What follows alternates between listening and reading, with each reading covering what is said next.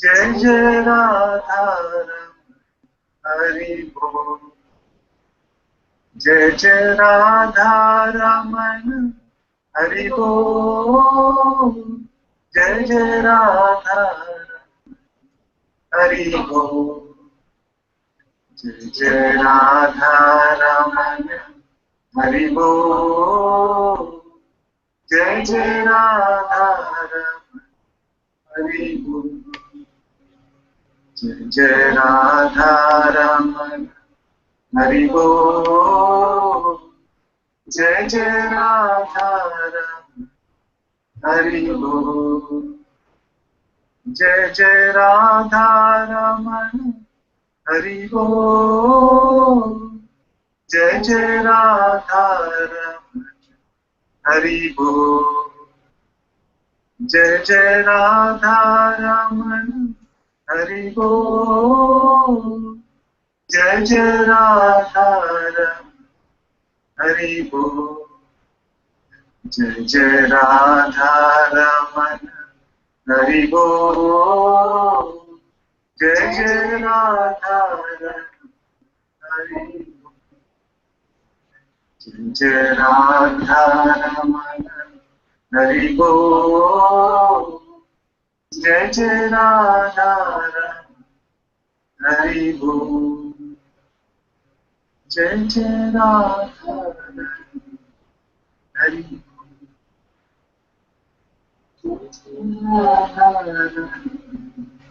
हरि। ओम नमः शिवाय। ओम नमः शिवाय। ओम नमः शिवाय।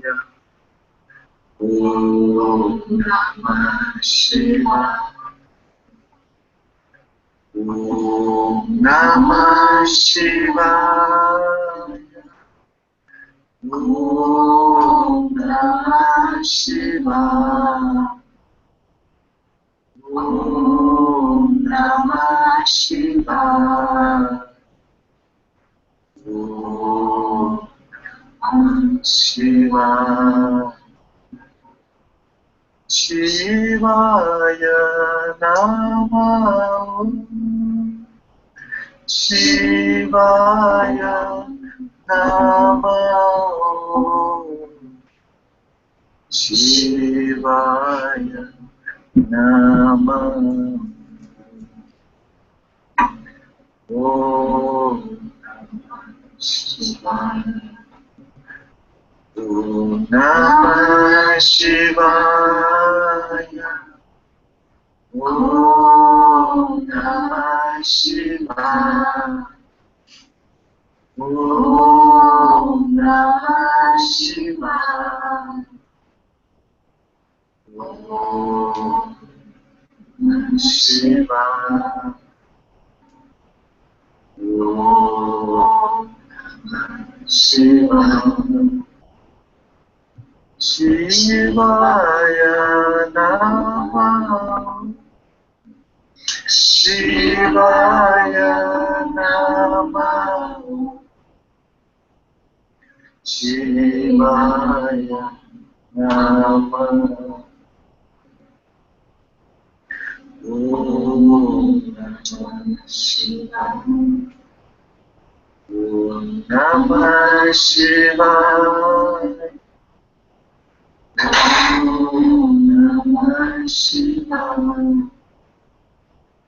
ओम शिवाय।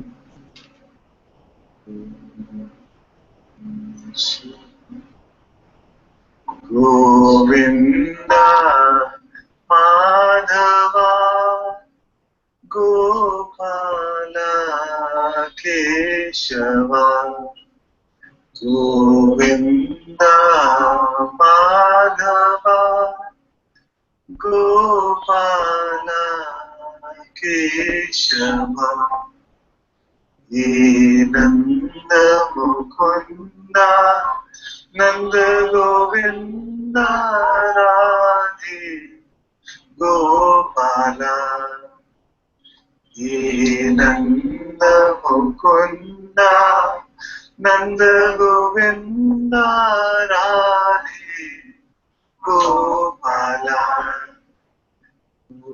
Govinda Madhava Gopala Keshava Govinda Madhava Gopala Keshava Radhe Radhe Radhe Radhe Shyam Radhe Radhe Radhe Radhe Shyam Radhe Radhe Radhe Radhe Shyam Radhe Radhe Radhe Radhe Shyam Govinda Madhava Gopala Keshava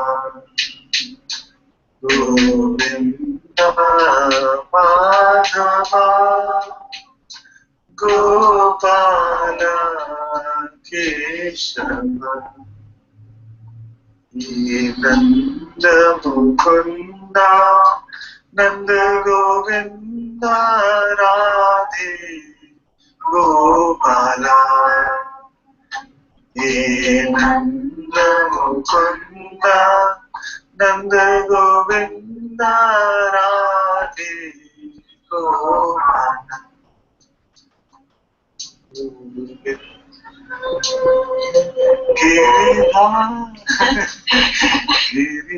Giridhari Giridhari Radhe Gopala Govinda Madhava Gopala Keshava Nanda Mukunda Nanda Govinda Radhe Gopala Giridhari Giridhari Jaya Radhe Gopala Giridhari Giridhari Jaya Radhe Gopala Gana Shama Shama Shama Jaya Jaya Radhe Gopala Madhava Gopala Keshava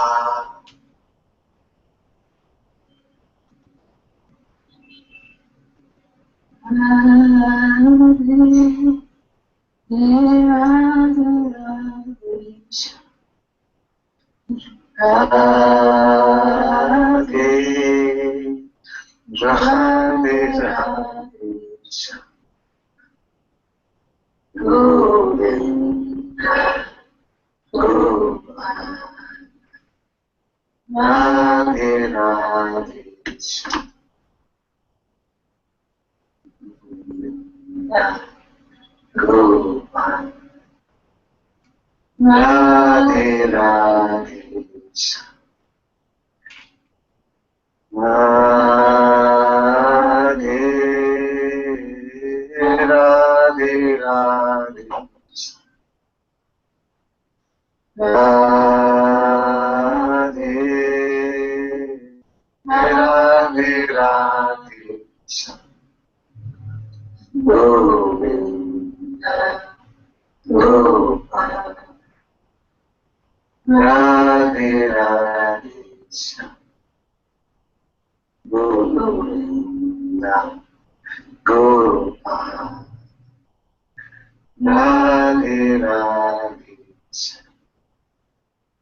Govinda Radhe Radhe Shyam Gopal Radhe Radhe Shyam Govind Radhe Radhe Shyam Gopal Radhe Radhe Shyam Govind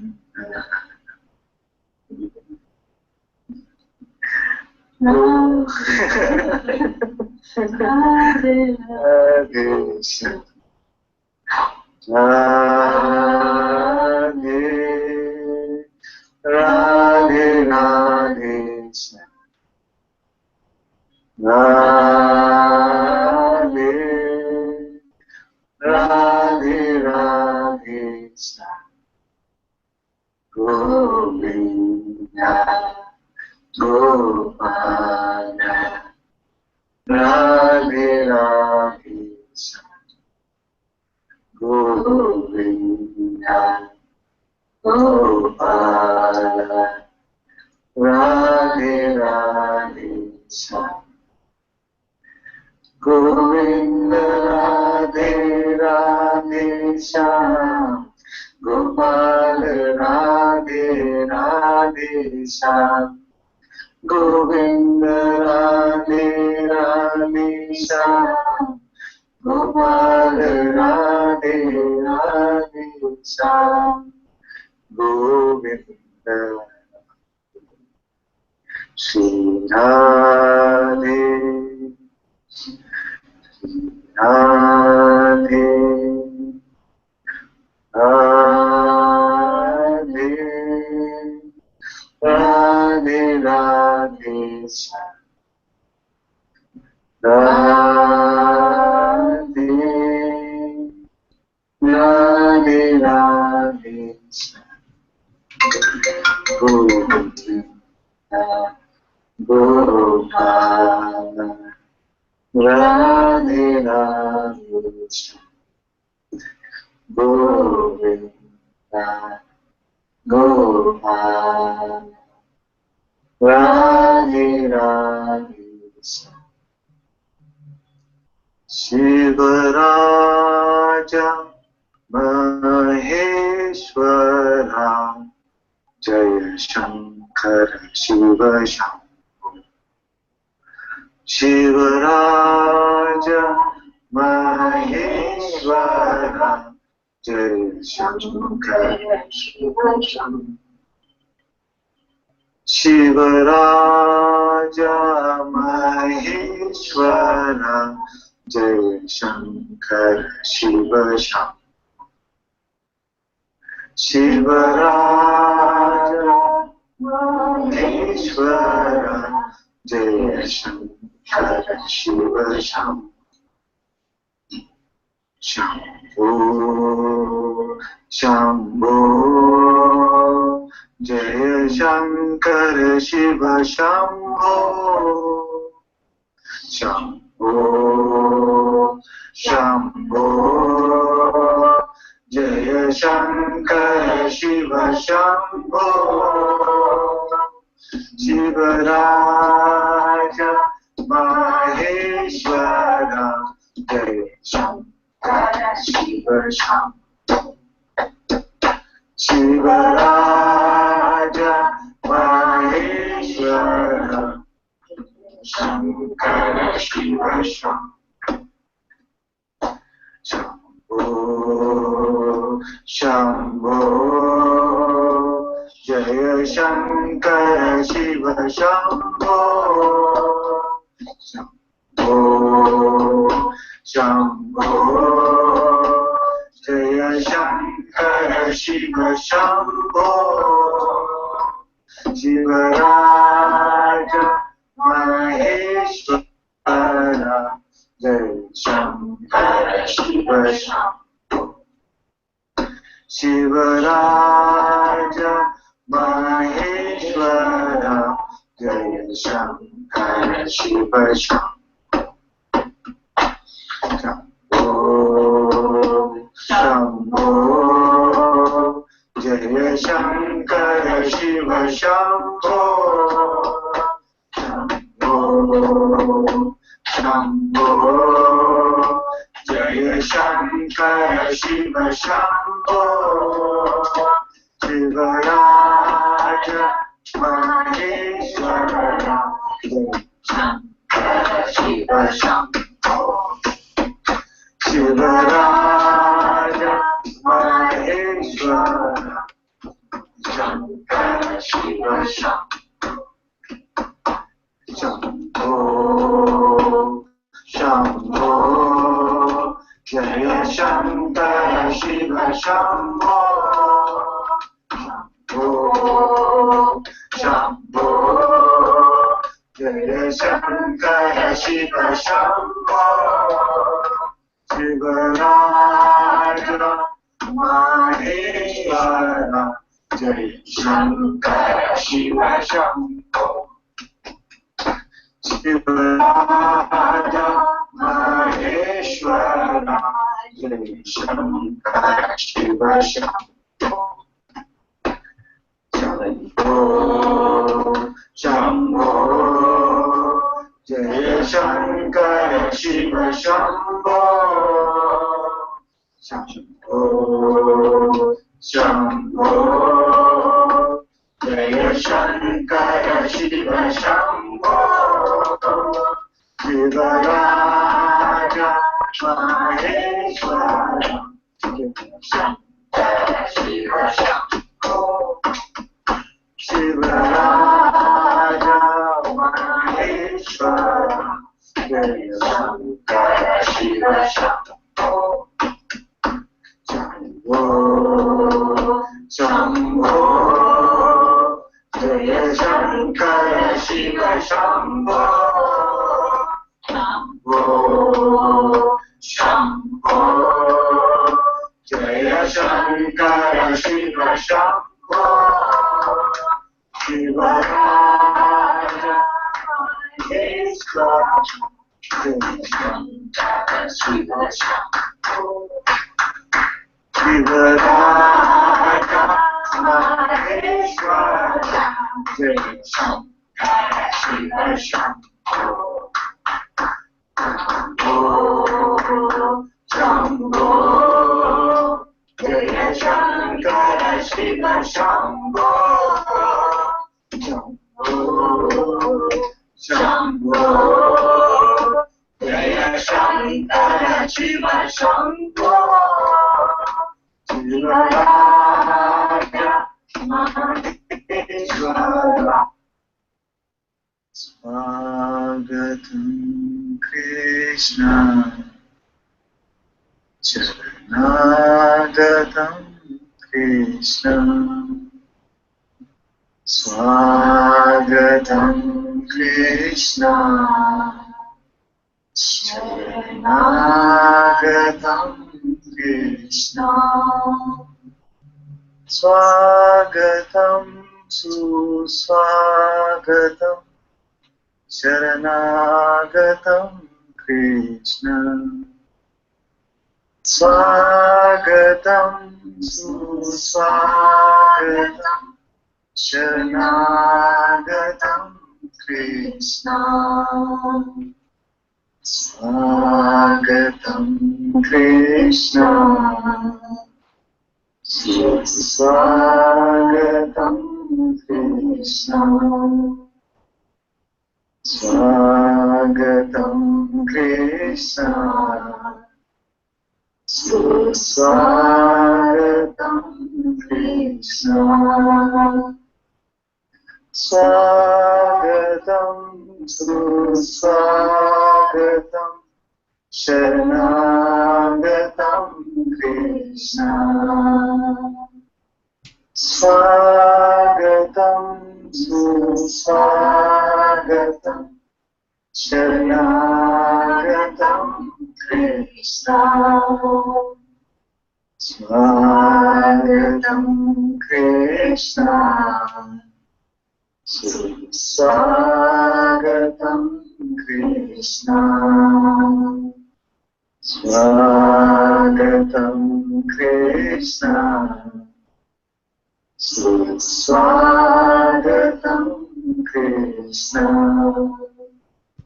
Swagatam Suswagatam Sharanagatam Krishna Swagatam Suswagatam Sharanagatam Krishna Swagatam Krishna Swagatam Krishna Swagatam Krishna Swagatam Krishna Swagatam Suswagatam Sharanagatam Krishna Swagatam Suswagatam Sharanagatam Krishna Swagatam Krishna Swagatam Krishna Swagatam Krishna Swagatam Krishna Swagatam Suswagatam Sharanagatam Krishna Swagatam Suswagatam Sharanagatam Krishna Swagatam Krishna Swagatam Krishna Swagatam Krishna Swagatam Krishna Swagatam Swagatam Sharanagatam Krishna Swagatam Suswagatam Sharanagatam Krishna Swagatam Krishna Swagatam Krishna Swagatam Krishna Swagatam Krishna Swagatam Krishna.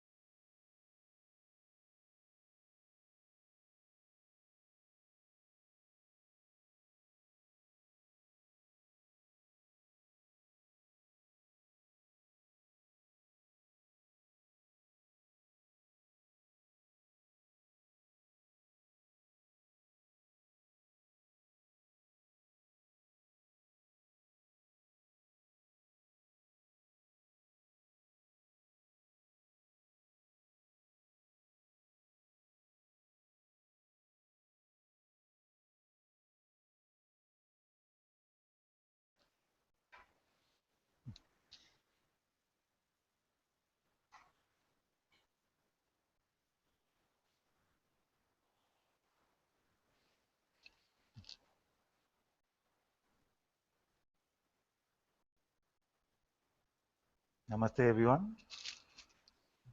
Very warm welcome to Satsang today. Sadhguru Shri Mujiji ki Jai.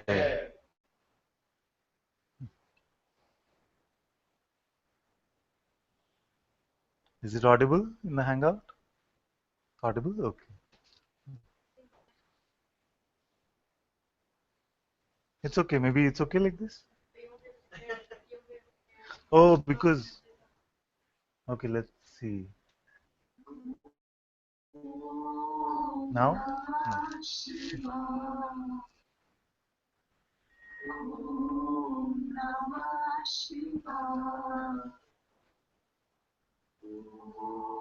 No. Is music playing? Shiva.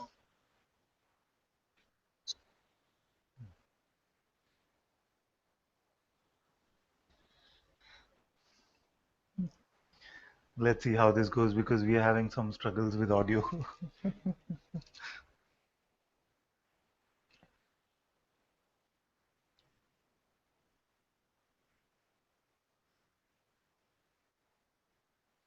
So the presumption is that we start now as if we are bound,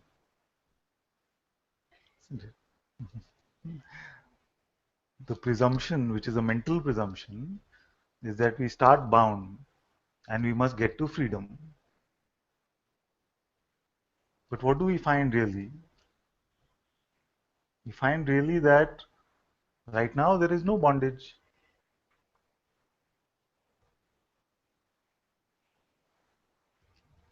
isn't it? The mind is might be taking some sensation or some life circumstance and telling you, but see, that is bondage, it's here now. So what I mean is that right now you are not bound. That which is here is unbound.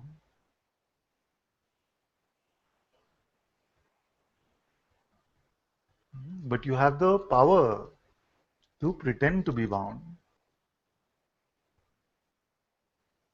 Even to tell me how you're bound, you will first have to think about it.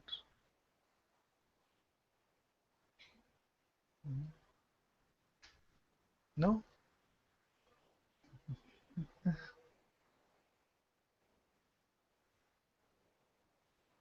So if you don't think about it, then what is your direct experience of what is here?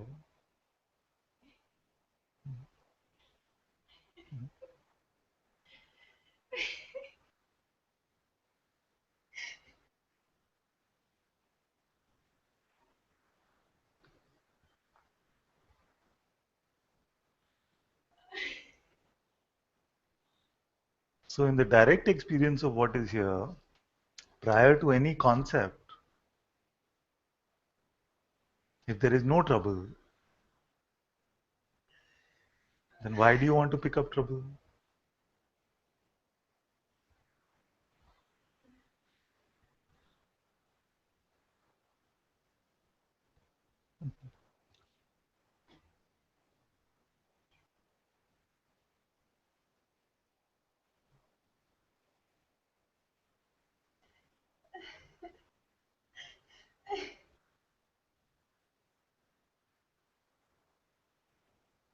And when we come to this place of clarity, then no concept is in service to you.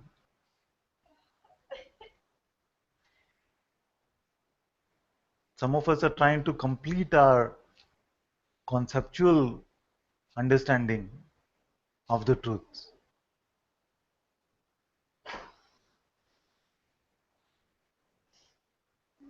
But satsang is not for that.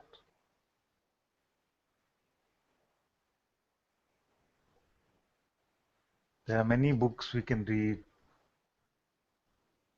Actually, if you want a conceptual framework, you don't even need to read so many.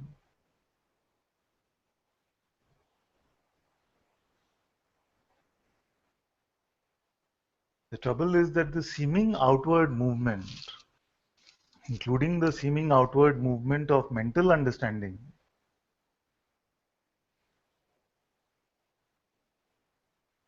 does not lead to contentment.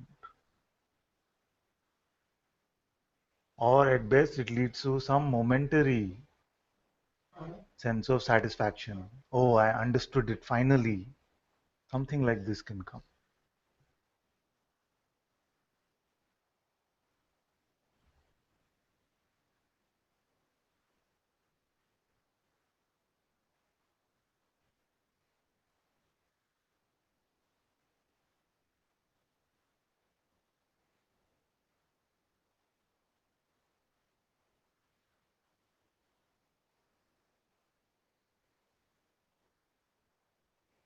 Just like we saw yesterday,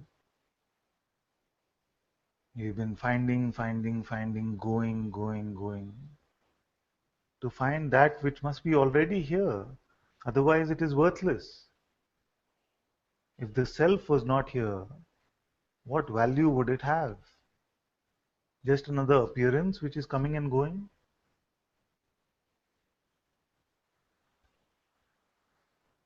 If it was found just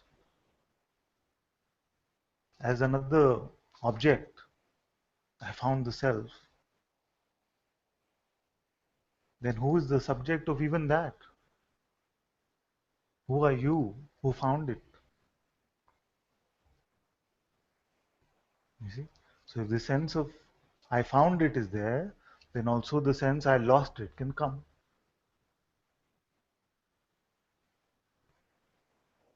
The true finding is that I didn't find anything at all. I just recognized that it was always here.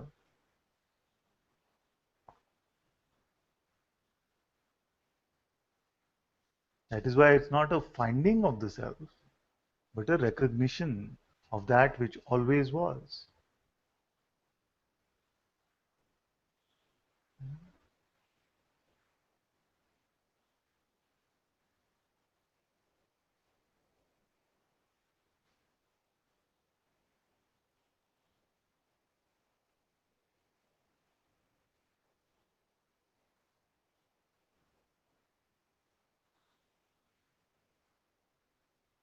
And I'm starting to realize more and more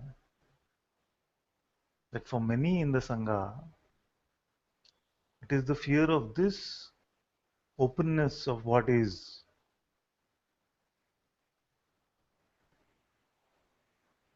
the fear of this nakedness that makes us want to run back to the fig leaf of these concepts.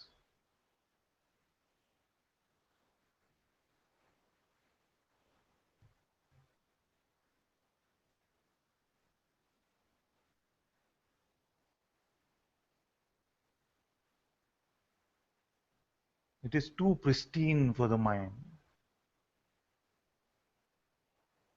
It is too innocent, although none of these terms really apply to it.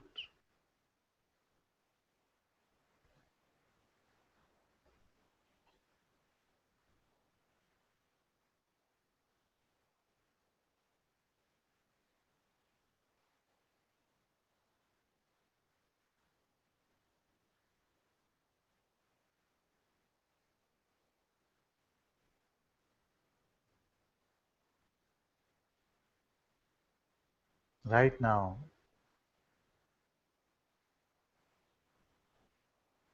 stay still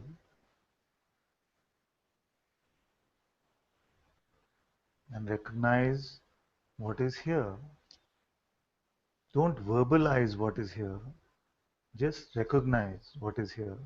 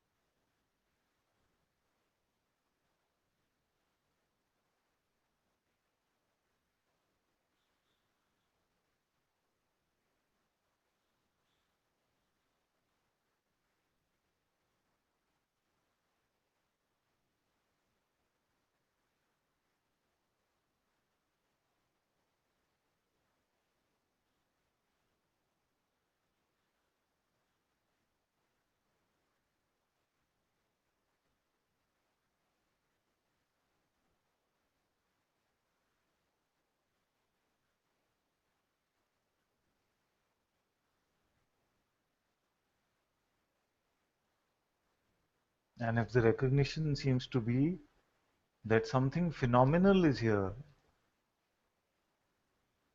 then don't stop there.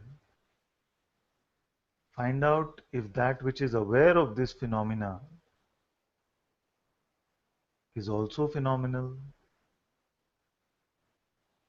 Does it have a shape, size, form, color?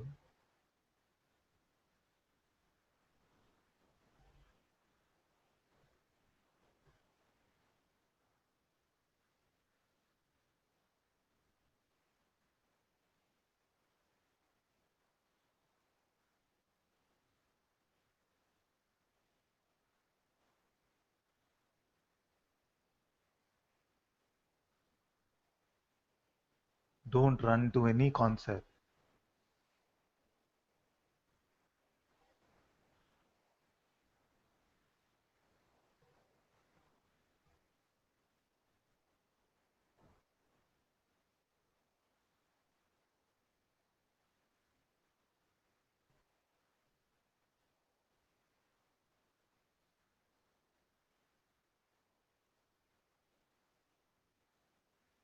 Don't be scared.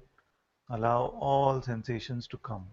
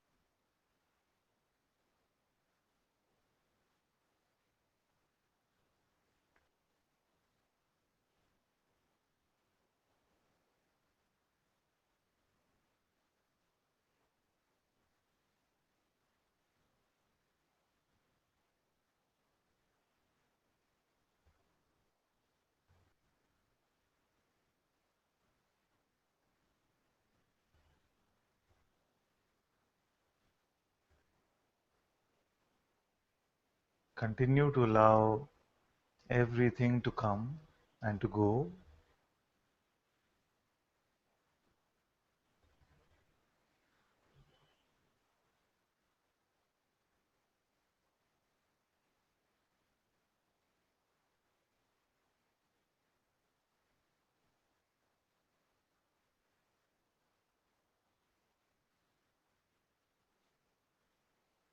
Notice how awareness remains untouched.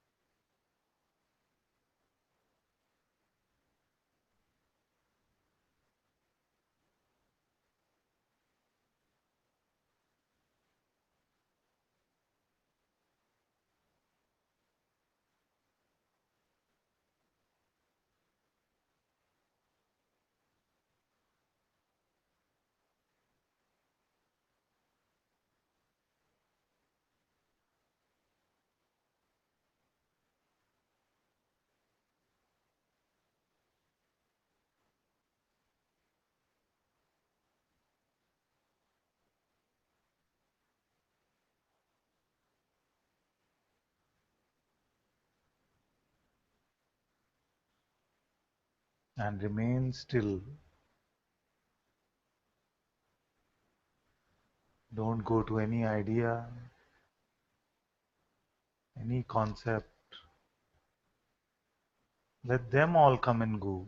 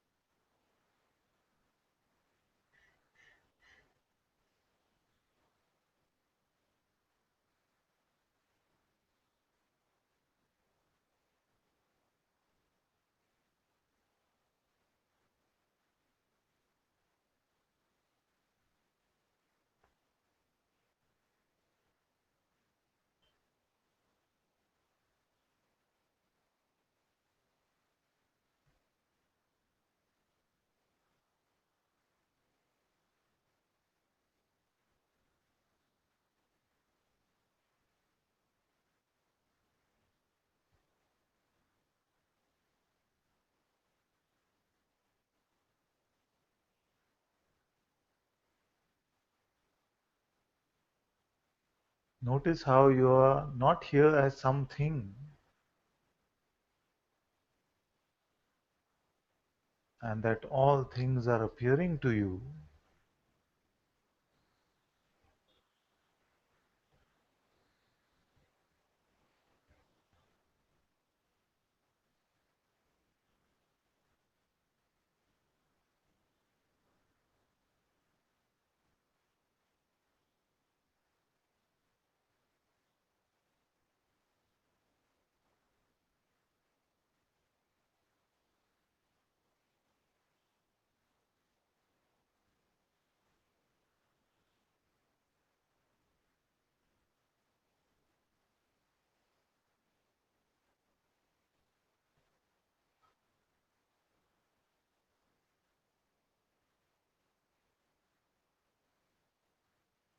Notice how you are not here as somebody,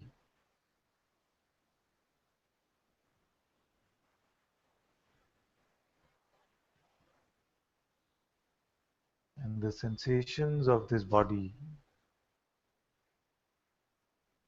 are also appearances for you.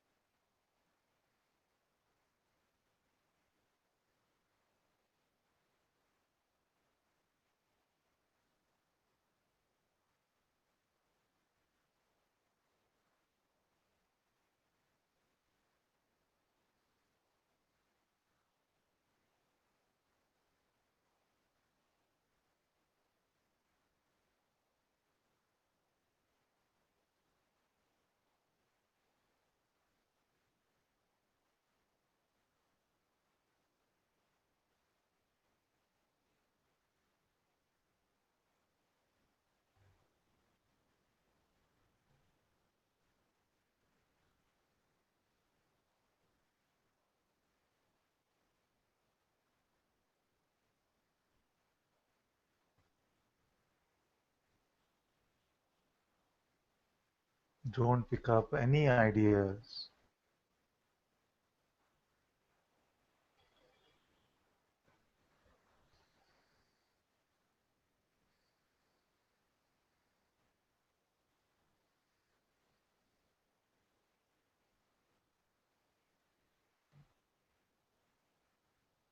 Simply allow everything to come and go.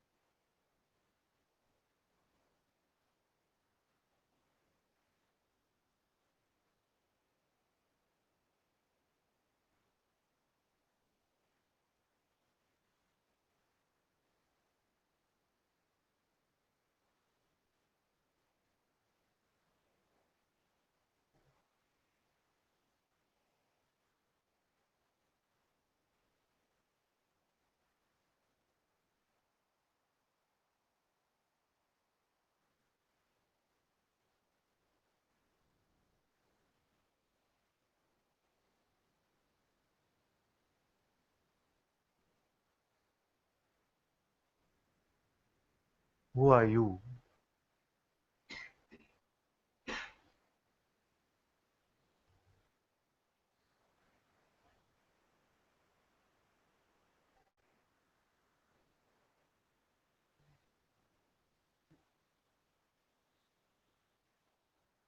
Are you a thing?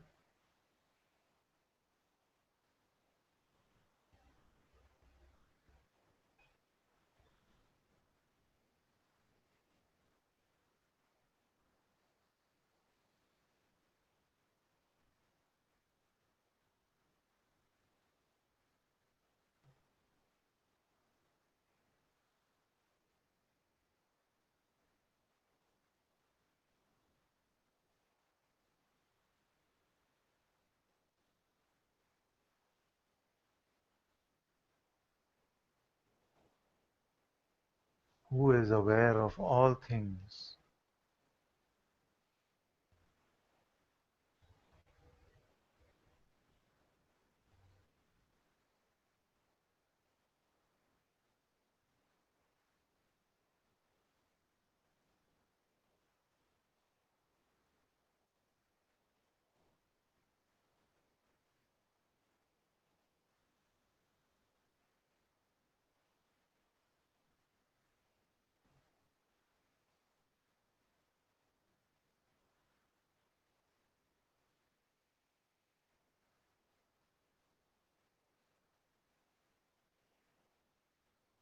What does this awareness look like?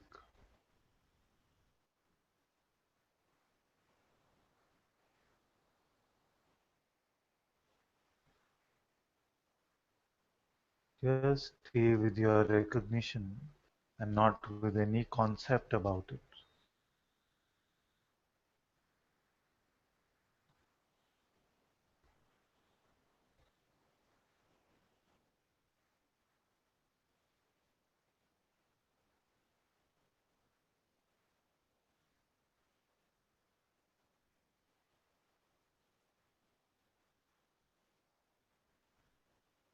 How do you know that awareness is here? How do you know that you are aware?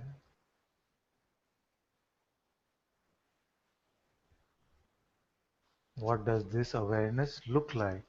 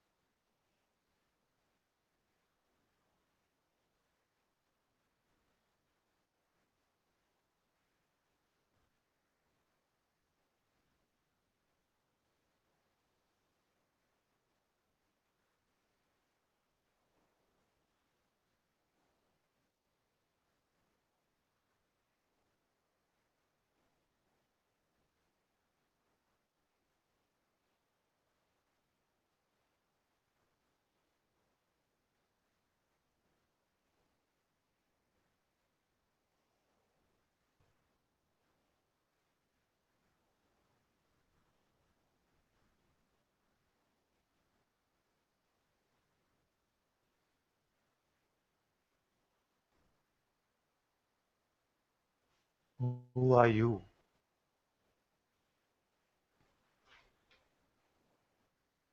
What are your attributes?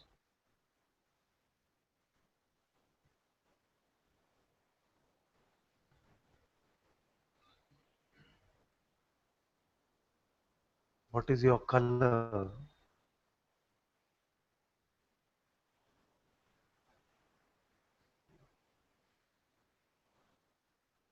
What is your size and shape?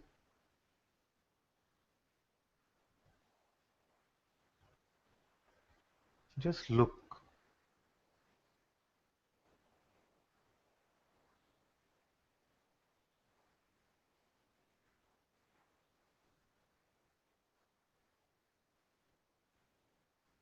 Look at the one who is looking. What does that look like?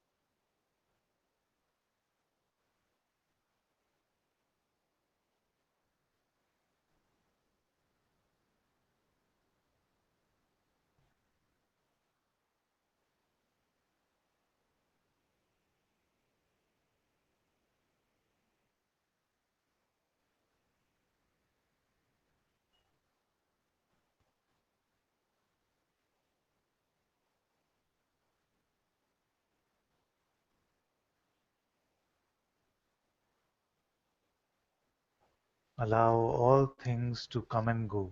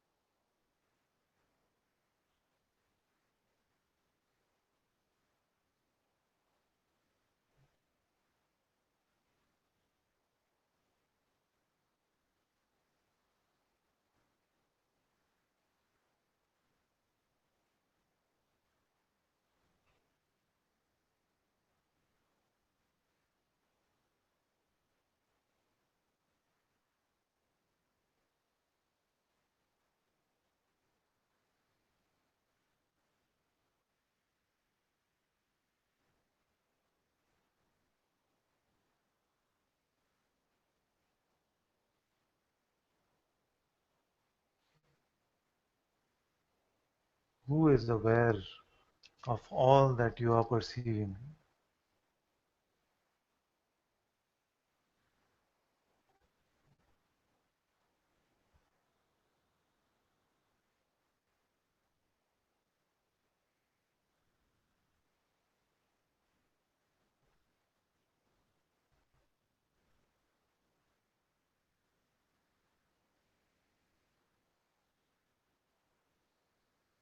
You are aware of all that you are perceiving. But what does this you look like?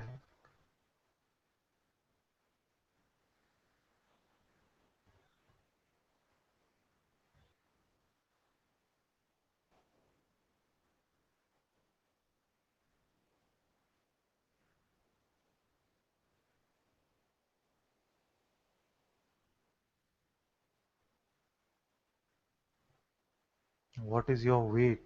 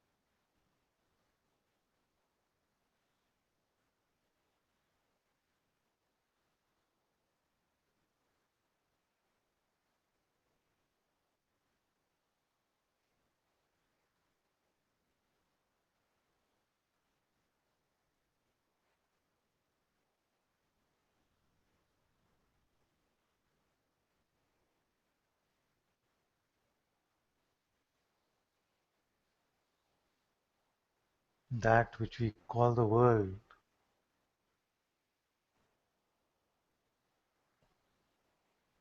is only a series of experiences,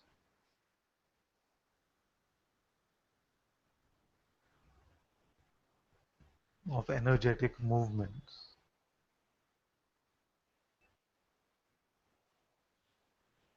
Is any experience outside of you?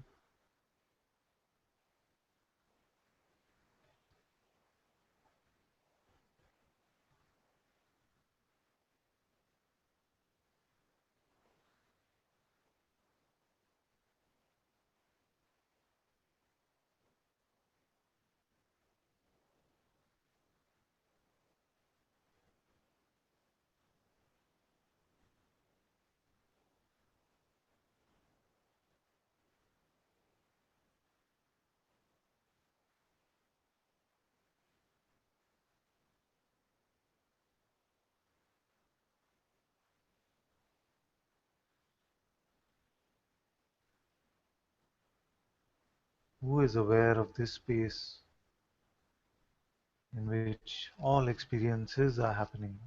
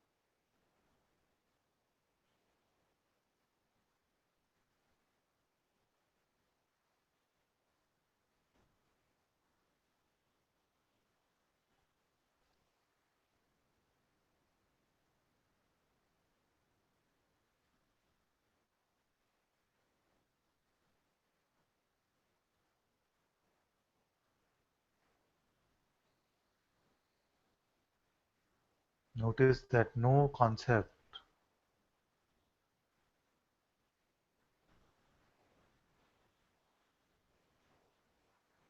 can define what you are.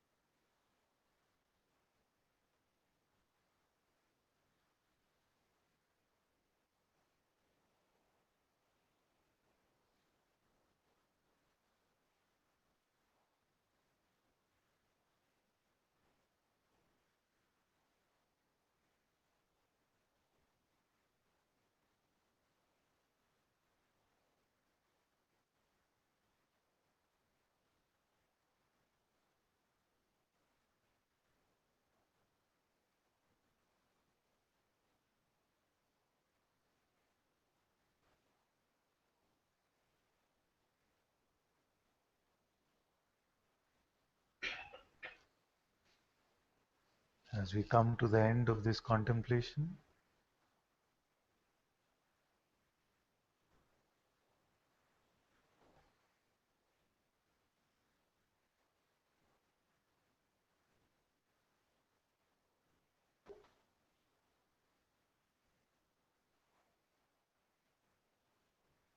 notice your tendency to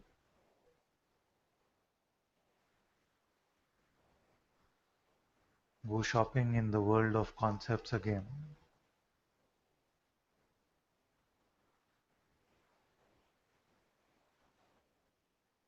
No concepts are needed.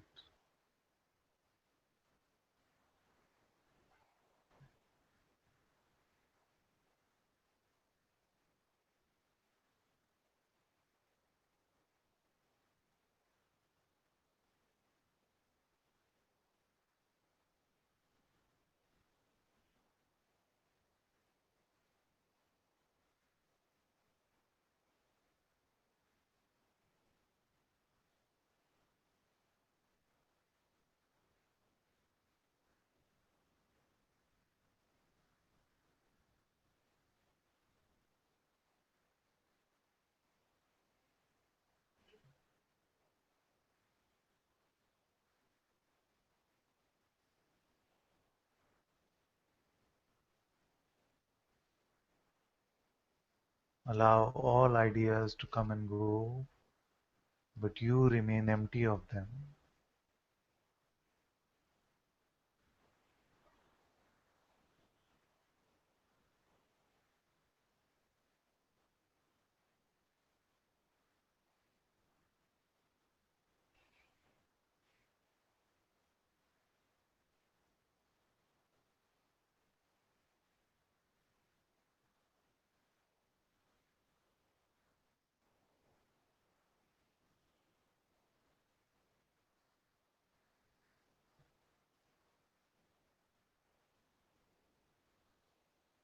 Om Shanti, Shanti, Shanti.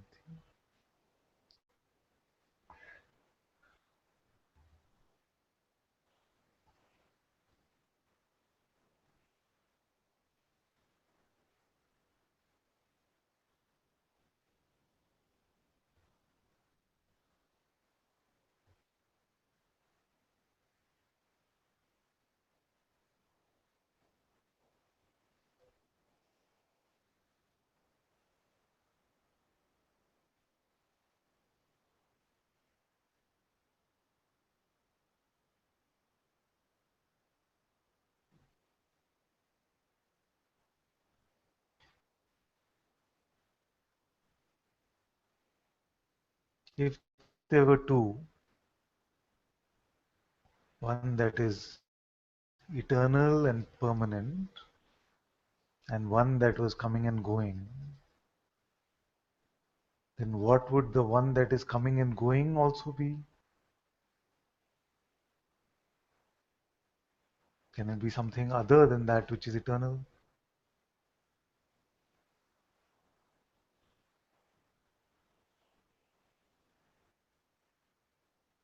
The eternal is the unchanging. From the perspective of this eternity, nothing happened.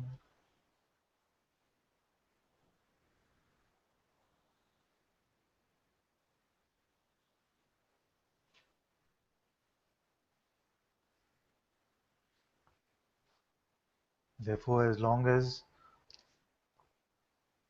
this realm of qualities still seems real to us,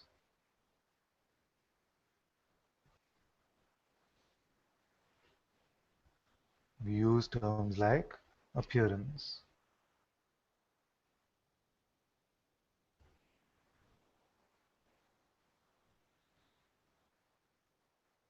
And once it is seen that this realm of qualities is nothing at all,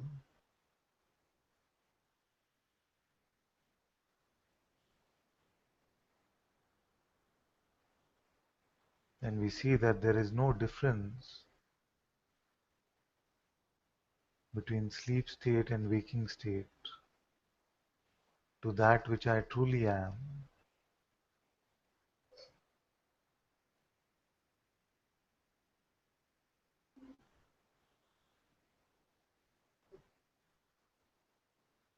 Then even in the realm of qualities,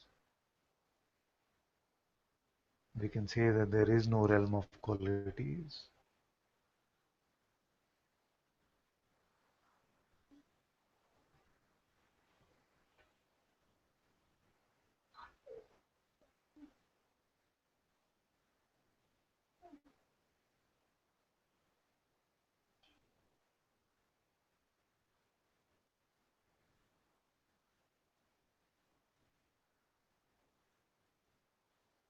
But as long as it remains, the sense that I wake up and I go to sleep,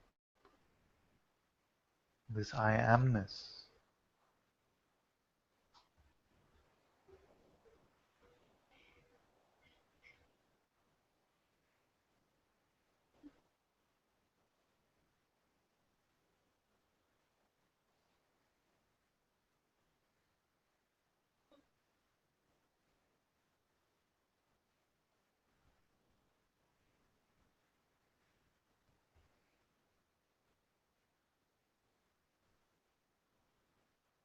as long as this I amness continues to feel like it is I,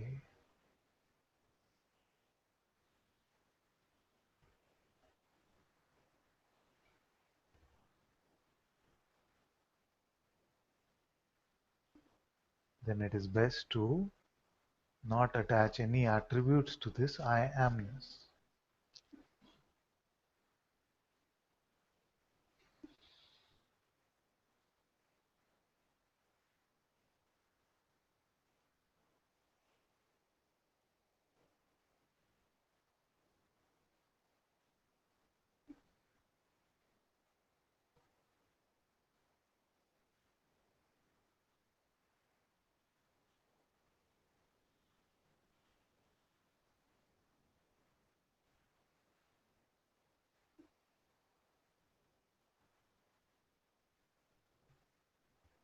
And then this, even this glorious and magnificent I amness, the primordial one,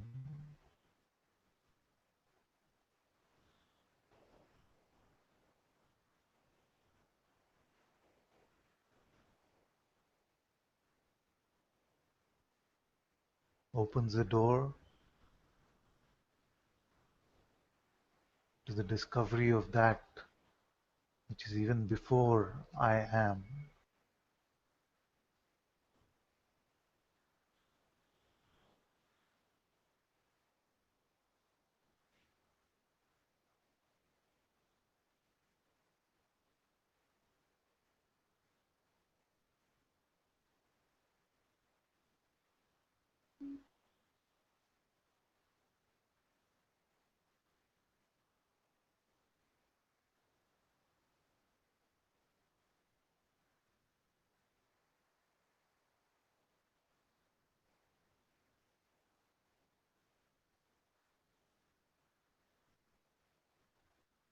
That seeing which is prior to phenomenal perceiving, prior to the sense of sight, prior to the sense of seeing, is the seeing.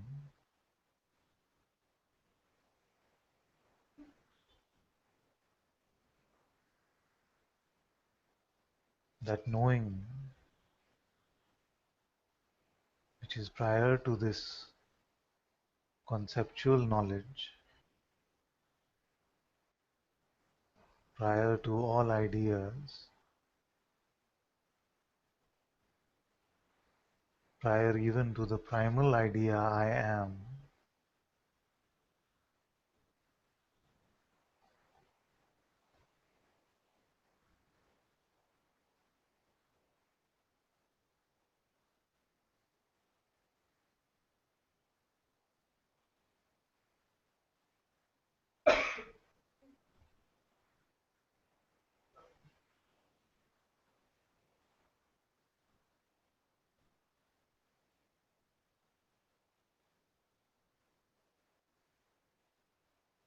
that to which nothing has ever happened.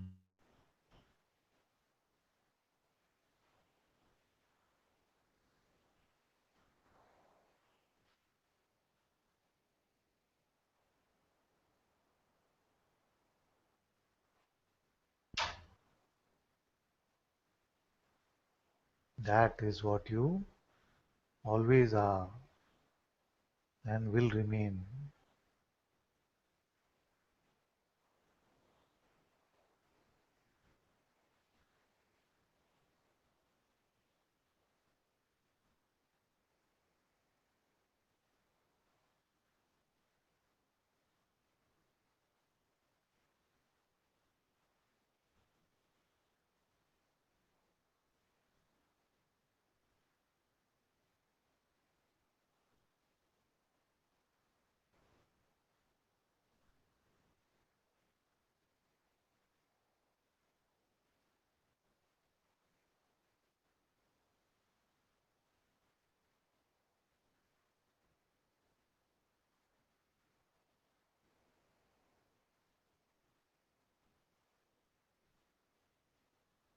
this pristine recognition,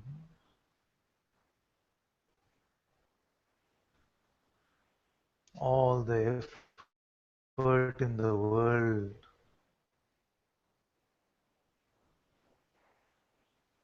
is not helpful for this recognition.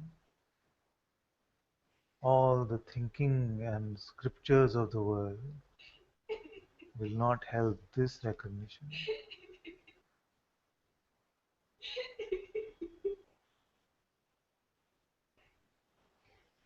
All the talk about it will not be it.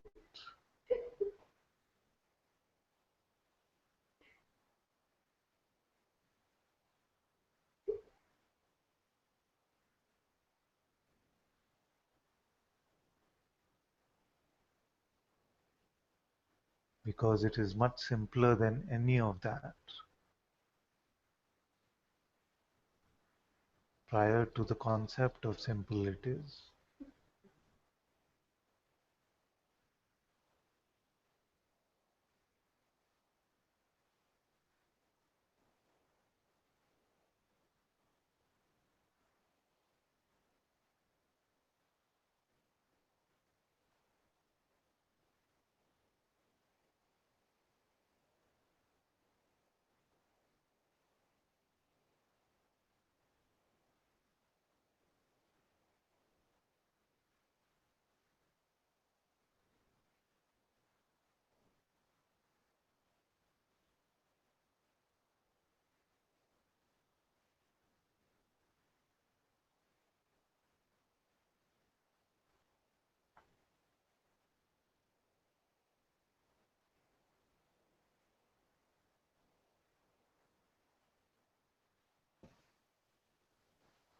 Namaste, Father. Namaste, namaste, my dear. Can I come up, Father?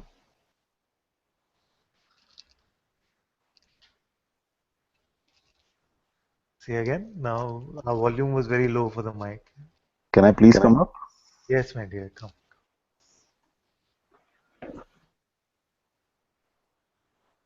Father, it is being observed that theoretically or mentally it's pretty clear that, there is no identity. I mean, it has never been existed, so there can't be anything that can be done to actually, destroy it or get rid of it because what never existed is kind of impossible to get away of. But then in life, it's been observed that there is still pretty much interest in winning, losing, achieving, getting worried of things. Although there is awareness of, what's been happening around it, but life moves like that, like competitiveness and still planning about futures and all of that. So these thoughts might come in and attention might go into that, and it's still it will take some interest. Uh, so it's kind of, funny that at one side, whom that all is for, because life is going to be the way it has to be anyway. Uh, and it's also been kind of realized or felt that uh, the body or even the thoughts has very little to do with or almost nothing to do with who you actually are. I mean, even in the sleep state, it's been observed that, I'm watching the dream and it is a dream. So dream is going on and I can actually see that it's a dream and I'm not in that dream and the body is sleeping. So these kind of experience keep on happening. But still, I don't know whether it's the mind tricks to create a certain kind of conflict or doubt that hey, life has to flow this way. How can you know the truth and still have all the interest in the world and competitiveness this and that? Though it is not troubling or bothering me as such, but feels like it is kind of a stick if it is still remaining and coming up again and again. So wanted to expose you. Very good, very good.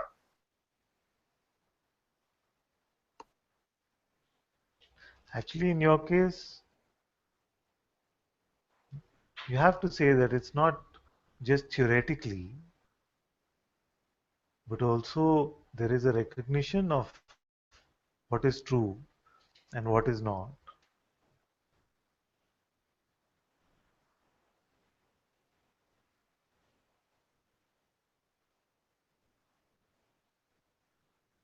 You see? So then, how is it?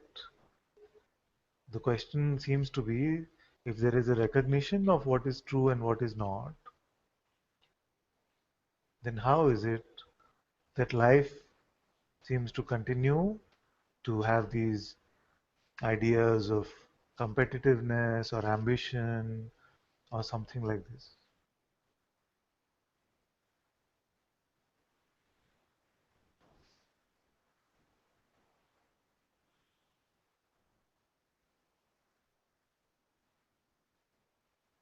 It is only because, although the recognition is very helpful to come to the end of conditioning,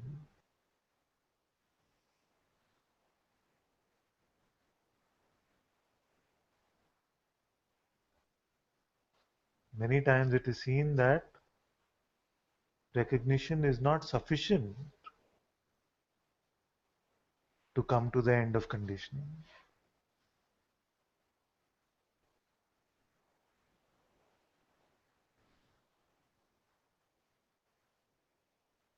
And you know, when I say end of conditioning, I'm not talking about 100%. I'm talking about predominantly.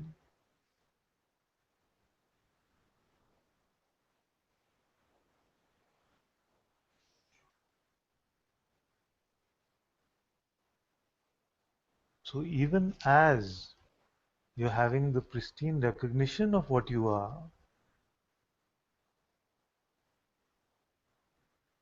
if we keep indulging in the believing of our thoughts, then it can seem like the recognition is cleaning up a lot of it, and yet we go back into building new conditions, new ideas.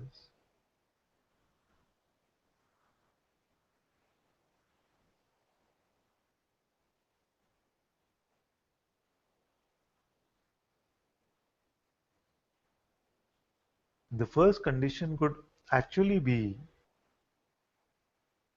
that it is my life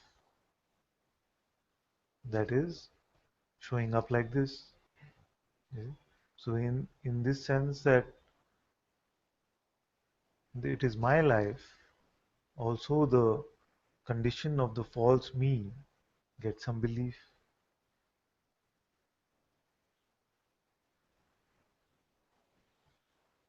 Because if predominantly you are not believing your thoughts,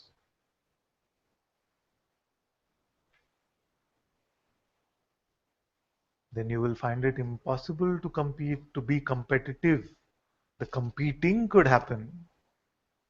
You see, the appearance of competing could happen, but the sense that I must compete, that will not happen. Or I must win, or I must get somewhere. All of this must rely on some belief, isn't it?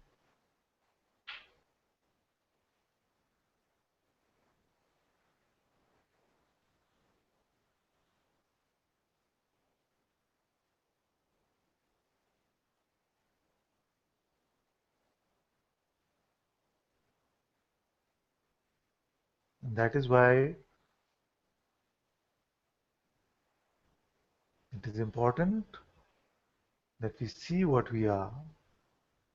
And also it is important that as we see what we are, we don't give any belief to that which we are not. As we see what is here, we don't buy any concept about that which was never here, that who was never here.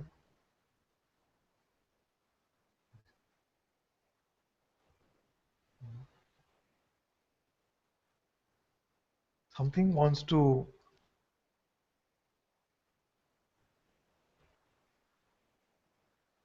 play with this maybe,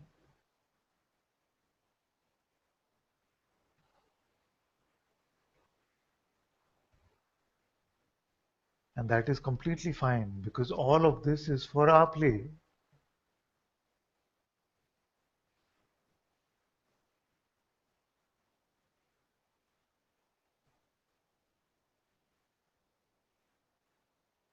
But the play of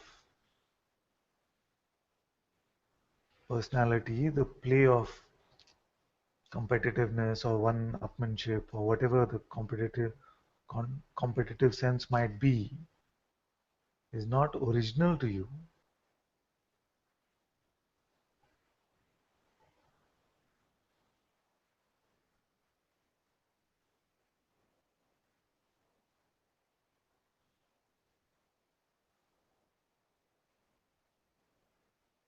So if it is just the appearance of this body, which is in the work environment, I'm presuming, operating in this way, but there's no belief that I am doing this or I want this, I want to get there, then it's completely fine. But notice if there is a sense of identity with that, the sense of belief in these things,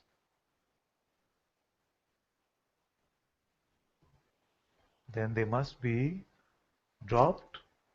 And if you feel like they cannot be dropped, then they must be inquired into. Who wants to win?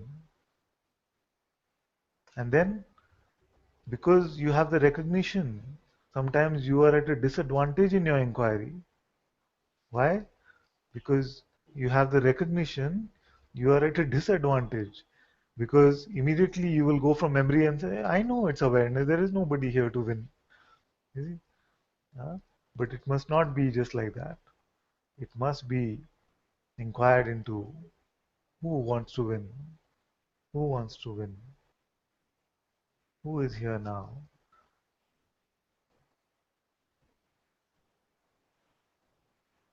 And don't come to the conclusion that the inquiry is done unless the thought of winning itself becomes laughable.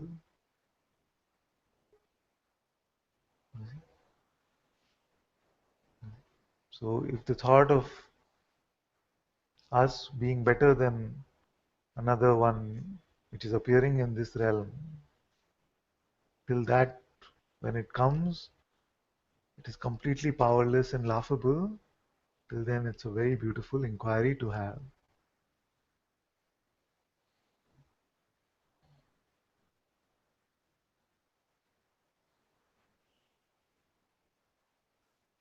So there it is noticed that whenever any such event happens or is being felt, inquiry starts happening on its own. And like you said about the disadvantage, very soon it just all right.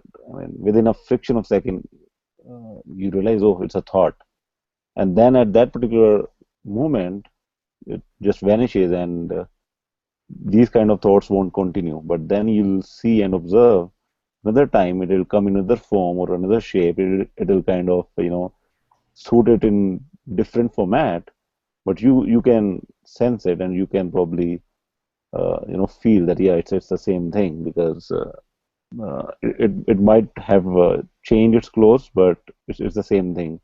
It's the same egoistic essence. You can feel it, and then uh, when the satsang is going on or something, it will completely vanish, and you are in some trance, and you feel the blaze, and I mean, very clearly you can see who you are actually. To be honest. uh, and then all the laughs would automatically come about the things that take the attention and that take the energy, but it keeps on coming and going, like in many incidents that it will come go, but there is no desire as such to be somewhere, there is no desire as such to be complete, but life unfolds in such a way that he feels like it tries to bind your thought that hey, see, you are this, you are competing, you are the one who needs to go there. But there isn't anything that is sticking to the heart. Like heart knows that no, nothing is worth following, nothing is worth chasing. If it has to come, it will come. If it doesn't come, even the remorse or other kind of feelings, negative feelings might come and they'll stay and then they'll leave because uh, doing or not doing, holding on to or getting rid of it, both are the same things of the two polars. It feels like so having it or not having it, it's the same thing. I must not have it. It's again the same thread, uh, as equal to having it. It's a kind of a thought. So it does get recognized the moment some satsang goes on, or the moment there is a silence, or the moment uh, it's just even for a fraction of a second being looked upon. But then just felt like to expose it because it could be the mind that's coming in between and oh out of memory just bringing in or stopping it in between, not to have a continuous inquiry. So felt in my heart to bring it to your feet so that whatever it is, I don't know, and there is no feeling to keep it or to get rid of it, but there is a feeling to expose it. Very good.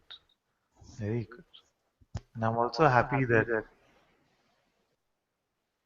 this openness, this integrity is there. That when you spot that something could be, it doesn't seem like much, but if something still is there which seems to get your belief, you're open enough to bring it to satsang,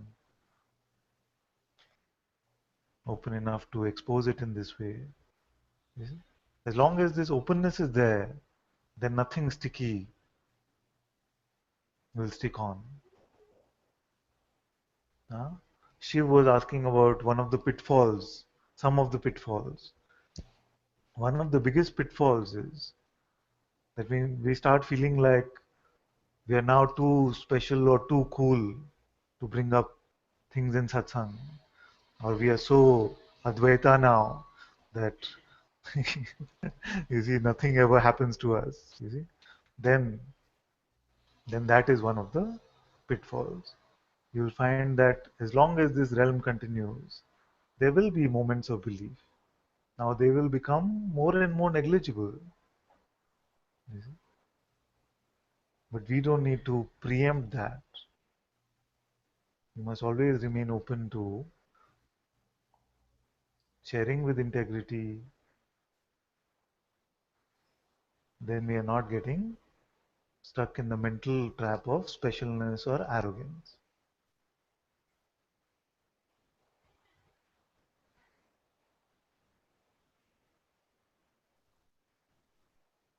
Father, may I come? Yes, my dear. Thank you. Thanks, Father. Thank you so much. Thank you, my dear.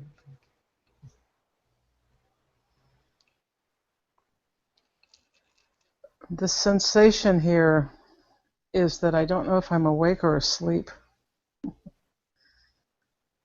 And during that entire contemplation, I couldn't tell if my body was awake or asleep. I heard your words and I was following your pointings. So some part of me was awake or aware, and at the same time, it felt that I was sleeping. And there's still a sense of that.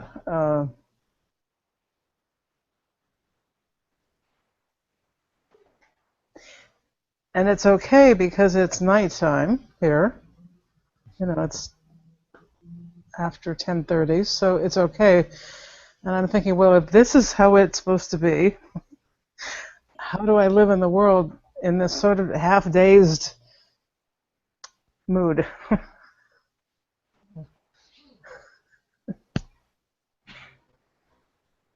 and I'm asking for some kind of confirmation of, oh, I don't know of what.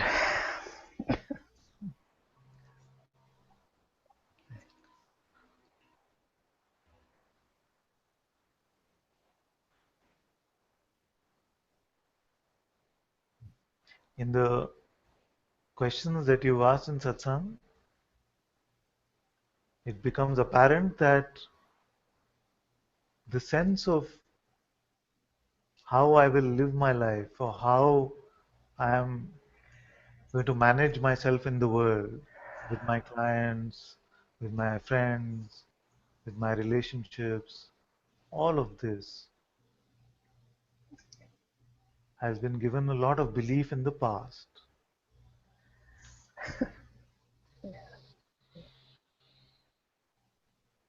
So now, as we are coming to the recognition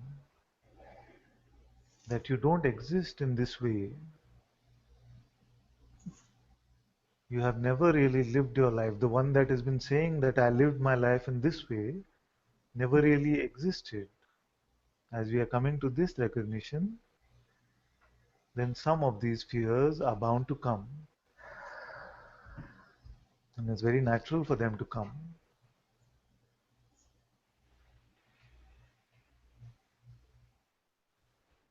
So in these cases, we can say, let's stand our ground.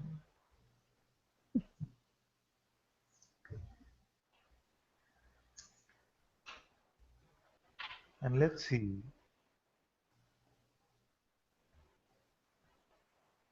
how it unfolds. Because actually, it has always been just a beautiful unfolding. There has been no Lucia who has been living her life.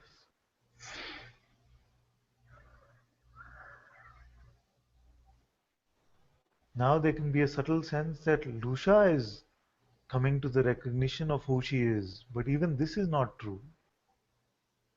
It is not Lucia. In fact, it is seen that Lucia is just a label for nothing. You see? So the fear can be, but how will Lucia live her life now? She never was. Mm. Life has been living itself, or we can say God has been living life, or life has been living itself.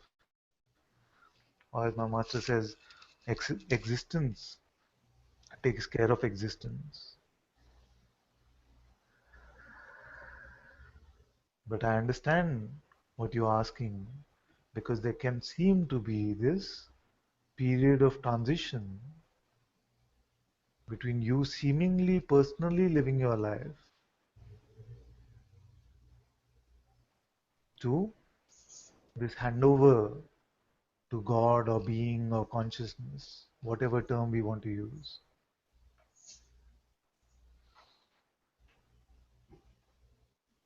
And it doesn't go, it hardly ever goes should go. Because the mind will take on even this idea and say, see, now I'm handing it over to God. Therefore, it should go in this particular way, but it doesn't.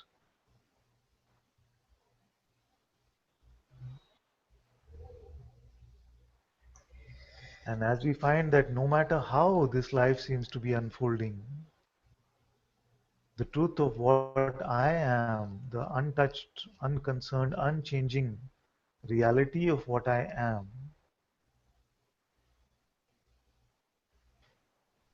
is unaffected by the circumstances of this life,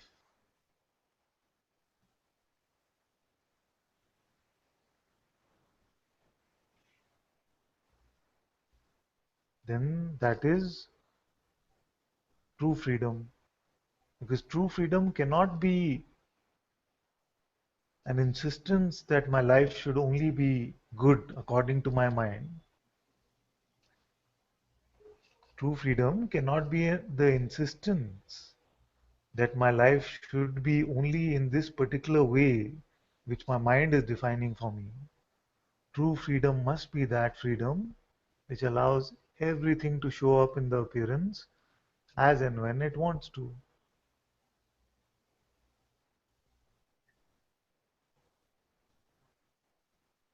And as I say this, if some fear comes, then that is also very good because it shows us that which we are still attached to. You see, so if There I is a say lot of fear. yes, yes, Yeah. yes. So when we look at the messaging behind the fear, the interpretation of the fear, it points us to our attachments, which is also a great gift, because then we can inquire into these attachments and ask, whose are these? Who is attached to these? And then these attachments also lose their power.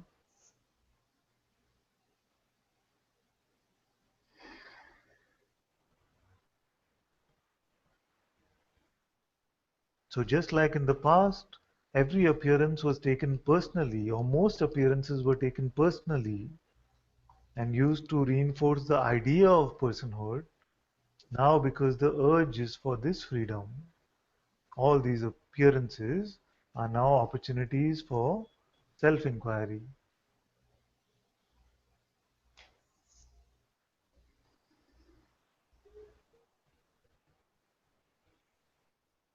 Just like A Course in Miracles would say, just another forgiveness opportunity. And what is the true meaning of forgiveness?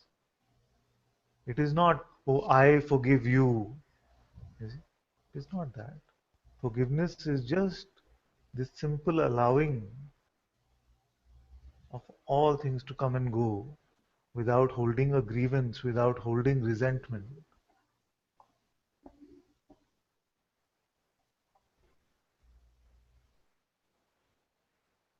This is openness. Openness to being vulnerable as well,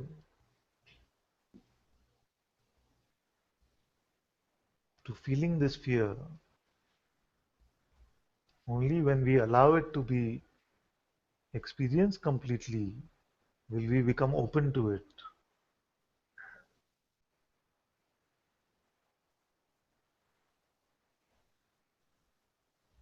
What's the best question to ask when this fear arises?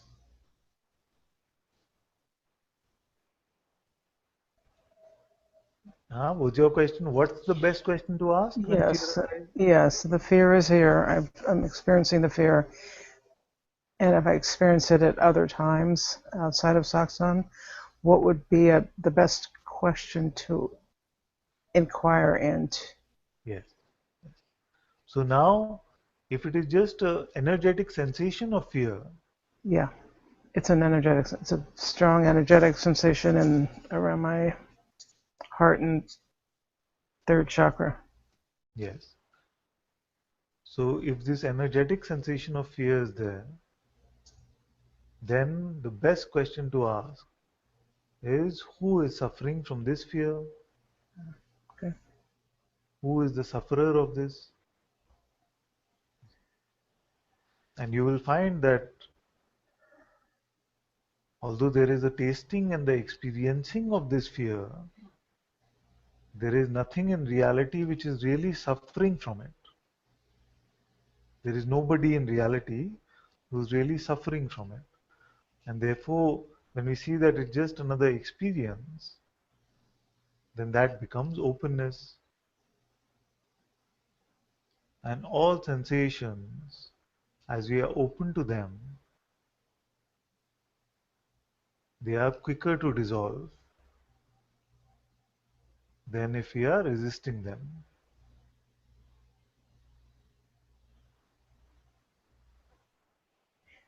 When you asked who is suffering this fear, the immediate answer was nobody.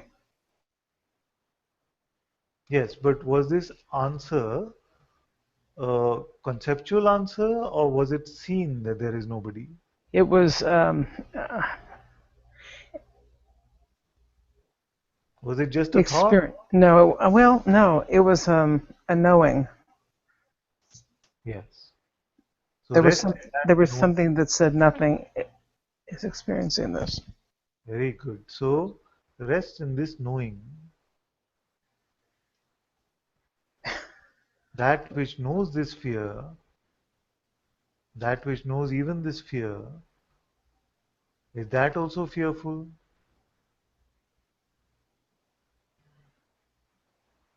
No, it's not fearful. But then there is a thought, well then who the heck is experiencing the fear? There is only one experiencer, which is being or consciousness itself.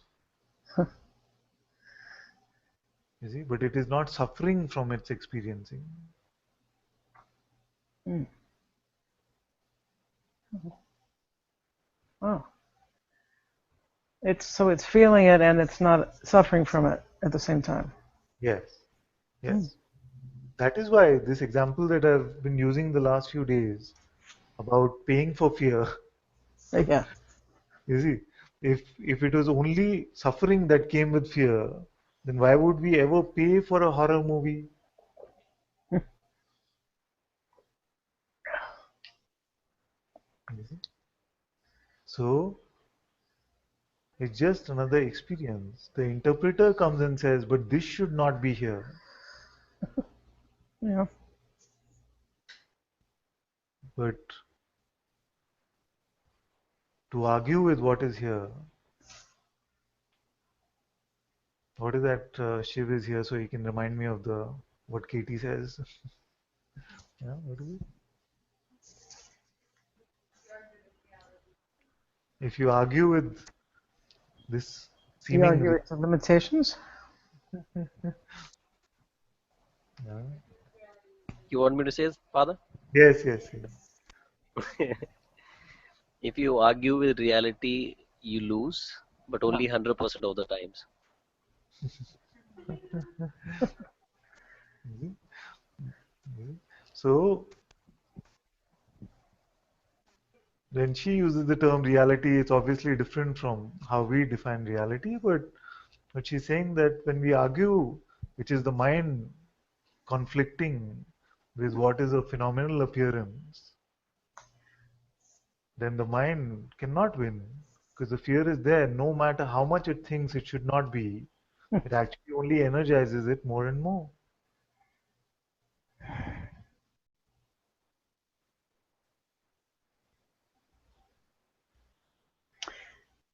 I'm laughing right now because there was a thought that said, oh, I'm getting physically uncomfortable and it's time to get up and I need to move around. And then I just started laughing because here I am in this beautiful environment. It couldn't be more beautiful and exquisite and loving, and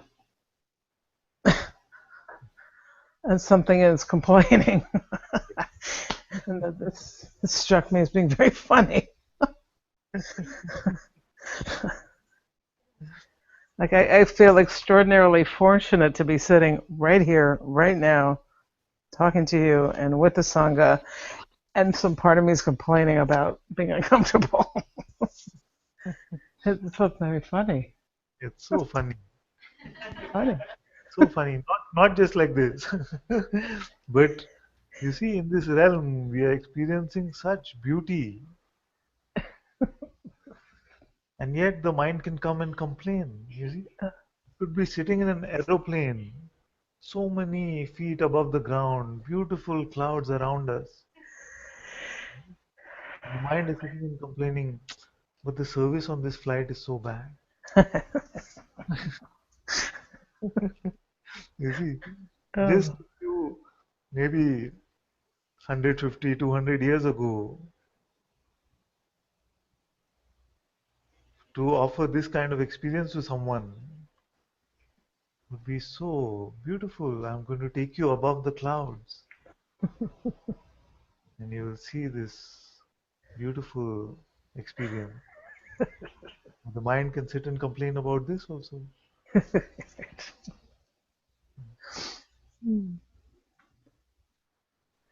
And the beautiful experience of sitting here in my living room in Oakland, California, and having this profound experience with you in Bangalore, India, Yes. 10,000 or 20,000 miles away, and people all over the planet in this beautiful environment. And my mind's complaining. That's pretty funny. Some sensation is there in the body or something. Yeah, it's like, okay, I need a stretch, and okay. Oh my goodness. All right. Thank you. Thank you. Oh, Okay, somebody reminded me of the queue. No? there was a cue. Lucia, then Shiv. Okay, Shiv wants to come. Shiv.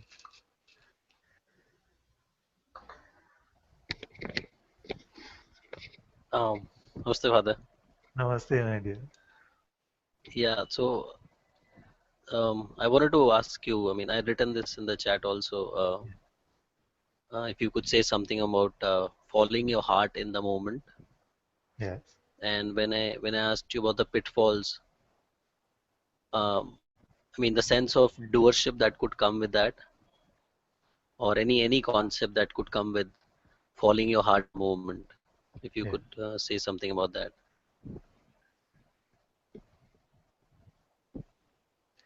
First, it is important to understand what we mean by heart.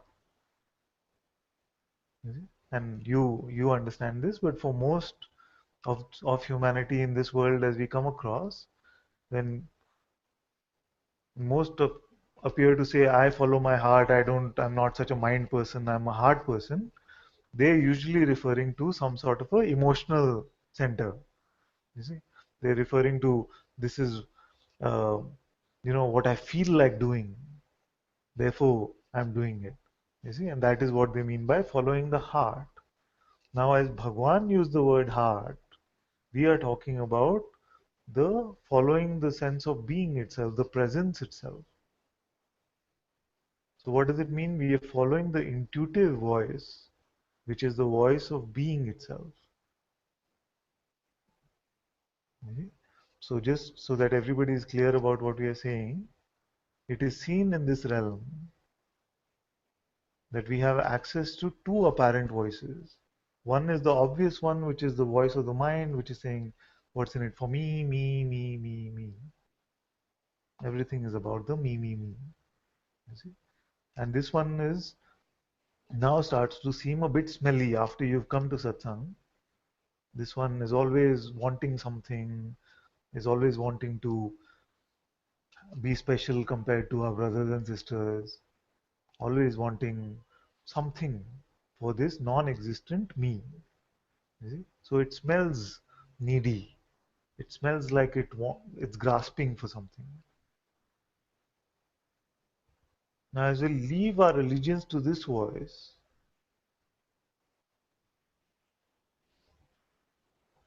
and there's this sense that come what may, I am not going with what the mind is telling me. Although even this declaration might be a belief and has to drop off ultimately, then we find that either there is just complete silence,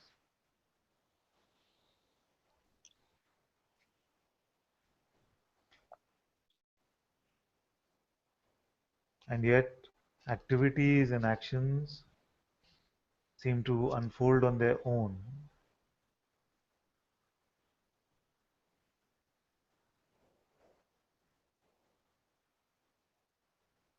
And then it is seen that it is this being itself which is moving all of these appearances within itself.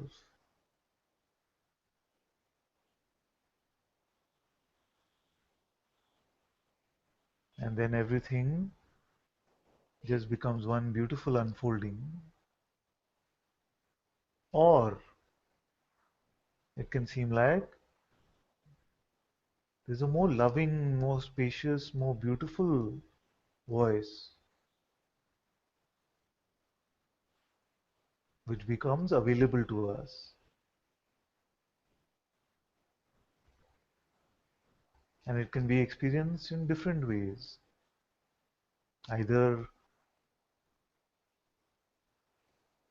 as a audio voice which is heard, or some sense of visual guidance can come,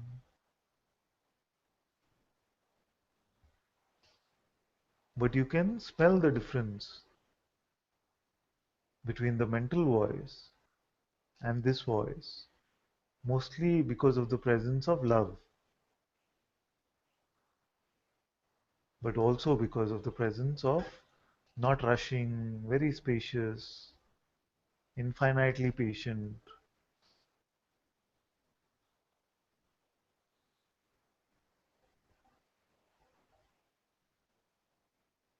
This is the voice that we can trust.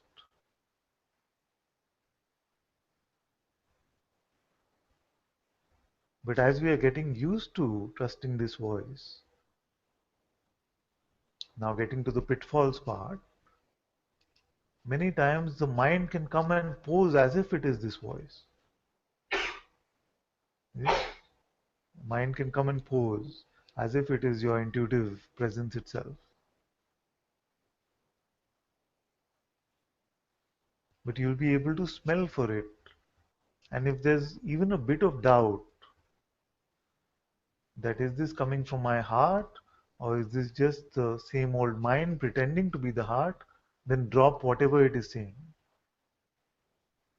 Because the heart is not in a rush and it does not mind. If it is, and with the dropping of it, you will realize that the mind will resist. So if the mind is resisting, then you know it was a mental voice anyway. So, and it's sounding like a bit of work when as I'm saying it, but actually you will find that it is very natural.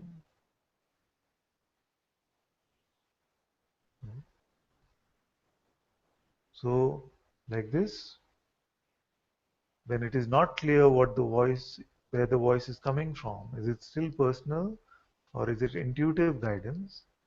Then don't listen to the voice. Don't believe even this voice.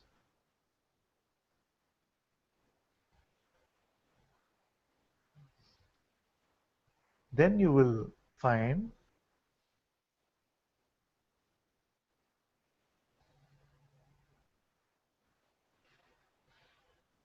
that this voice, there is no inclination to try and use it for some sort of personal benefit or try to fix some life situation using our intuition or something like that.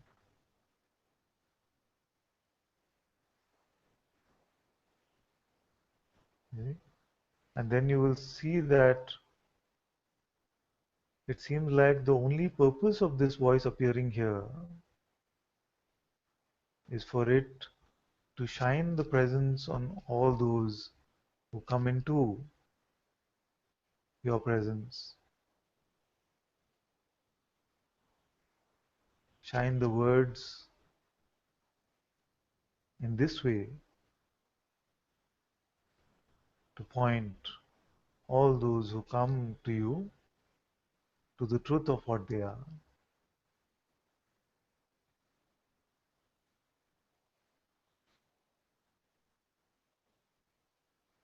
And then what you find is that all the so-called day-to-day stuff is just unfolding on its own without believing the mental voice. And the sharing or the pointing of the truth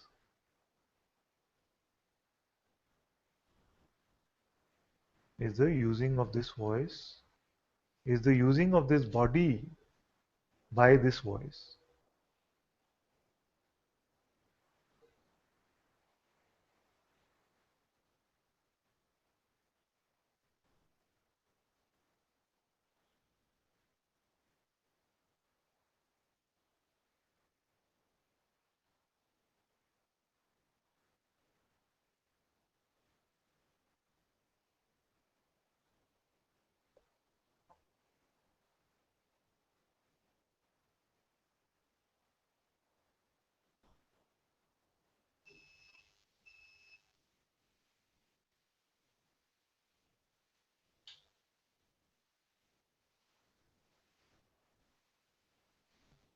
And yet, although it was very, I enjoyed very much what came up from here in response to your question, there's a feeling that I haven't.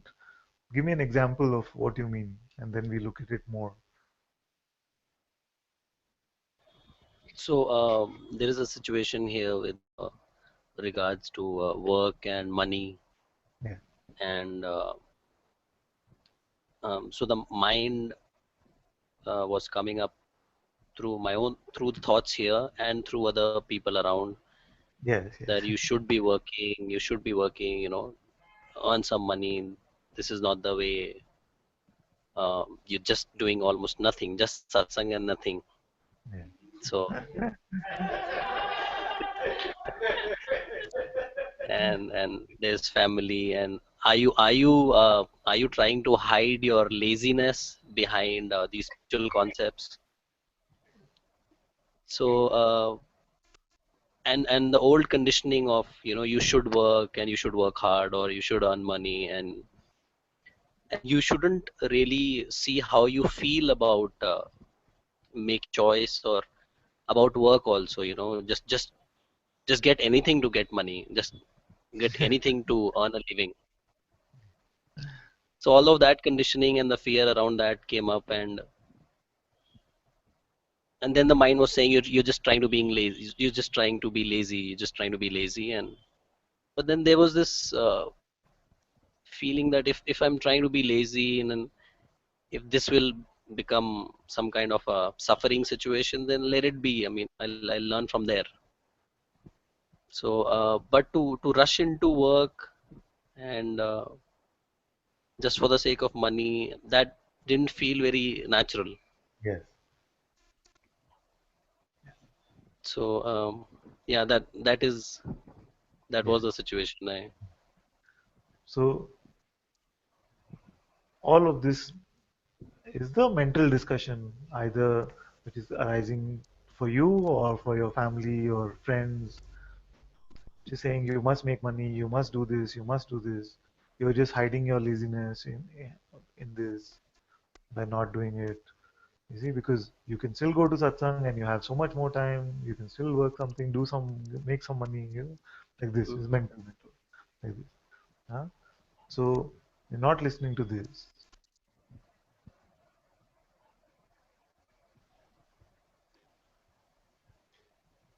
You see, any of this. But on the other side, it can also be the mind which comes and says, but that's not what I feel to do, that's not what I want, it's not whatever, you see.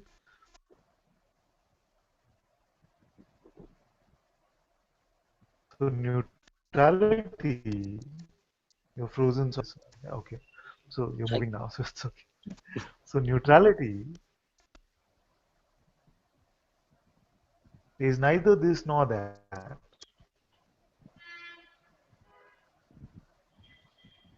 nor the opposite of the mind, nor rebelling against the mind. It is just the neutrality of watching life unfold in itself. And even if it is unfolding full of lethargy, yeah, even that is seen. But it is not a mental lethargy.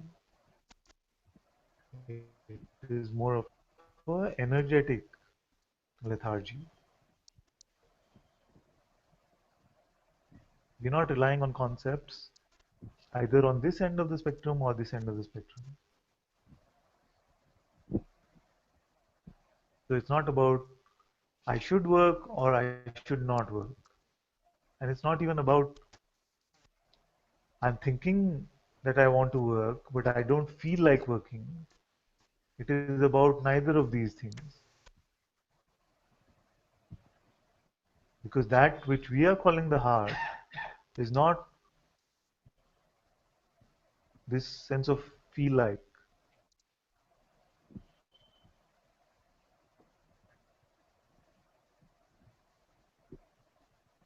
It is more the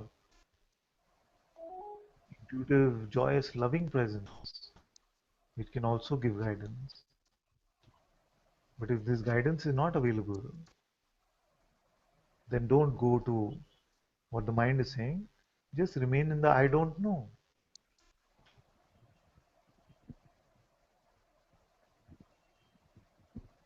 Just remain in the I don't know. So you don't know what will happen in the next 10 minutes. This is mind is saying you must know whether you want to go to work or you don't want to go to work. Now this I don't know. So in the next 10 minutes, you could either go take a nap or you might find yourself sending your CV somewhere. You don't know. Okay? This is freshness. Okay? This is the natural, just to go with the natural unfolding, the not knowing. So now I know it's not very reassuring for your parents when they ask you, so what's your plan for work? So it's maybe not the best idea, but some parents can even it depends on your parents actually.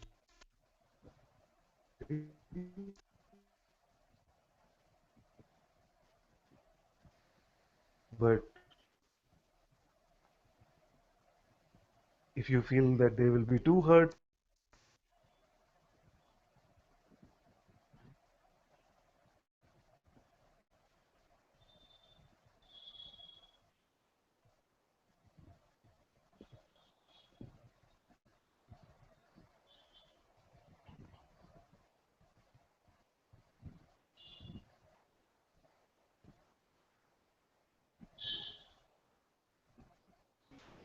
You're frozen, Father.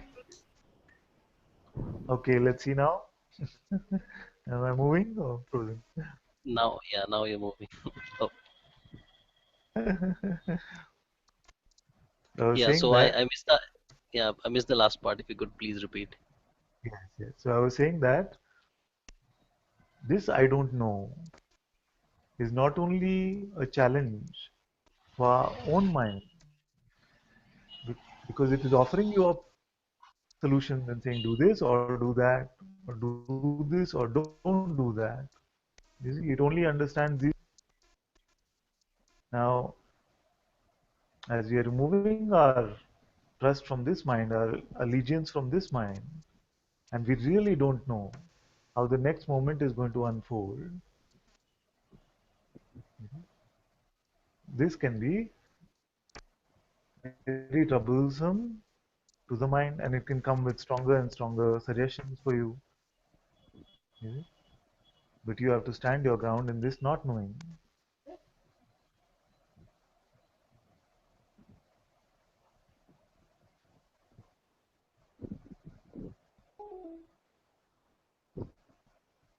But any of these thoughts, depending on how your parents are, if you feel like it'll be more compassionate to not say, I don't know what my plan is to them, you can tell them instead that I have a plan, but I don't know. No, I have a plan, leave me alone. You see? So the best is to remain in the I don't know of even what to tell them. Mm. Yeah, I've had some discussions with my parents, and they are kind of. It's not too bad. The situation is not too bad. They're fine that at least I'm at home with them and I've not become sannyasi and Yes. renounced everything. So so that's more comforting to them. For as far as I am concerned, I don't feel like rushing into anything now because of some fear. Yes. So I don't know. I mean, I say, I put it in words like I feel like this. Yes. I don't know what this feel like is, but with this entire satsang journey, there is a lot more trust in life. Yes. So that doesn't let me now rush into something because of a fear Yes, or because of what other people will say. yes, very good, very good. So I feel like testing it also. I feel like testing this trust in life. Okay, define trust in life. That you don't have to worry too much. You'll be taken care of. Define taken care of. Um, Whatever is really required to happen in the story will happen, and you need not rush into things, worry too much, and worry too much about the story basically. Yes. Whatever is really required will show up. That much trust we Yeah. can have in life.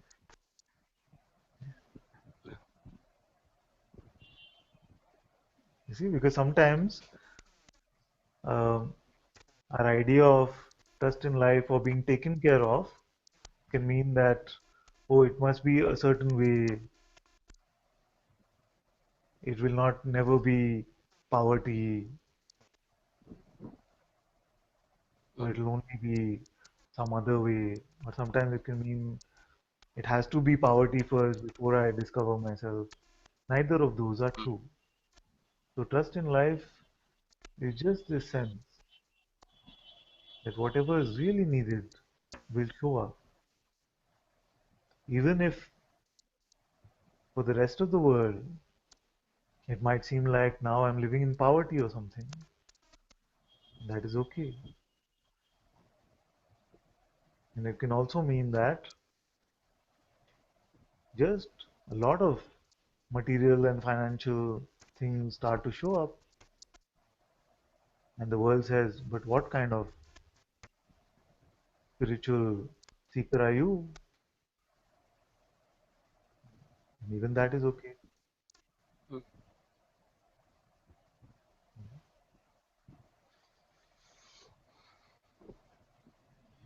But it can never be that that which is truly required does not show up. In fact, the way to see what is truly required in the moment is to see what showed up.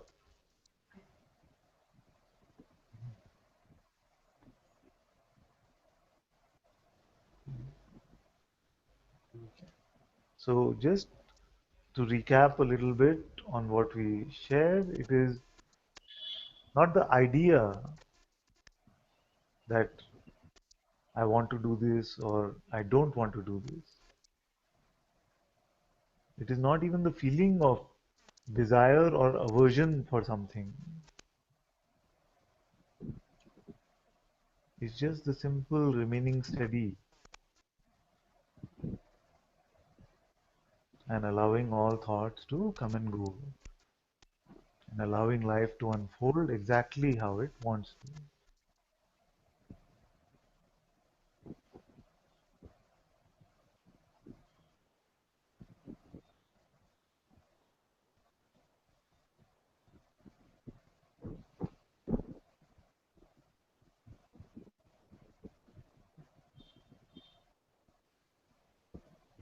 And it's very much moment to moment. You see, this trust is really very moment to moment. We find it very difficult to make any conclusions about myself. I find very difficult to say, okay, now I've decided that for the next 1 year, this is how my life will be. That starts to sound ludicrous. It's very moment to moment. I don't know. In this moment, this is happening. In this moment, this is happening. This moment, this is happening.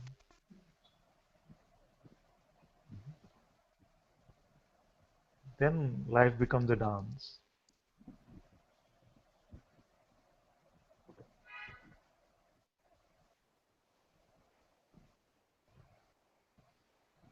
So don't have any idea of the future.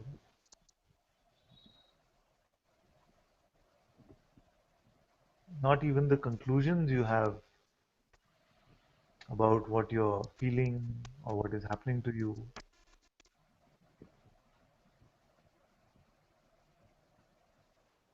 Because even that in some way is some sort of a reassurance that you're providing to the mind, you see.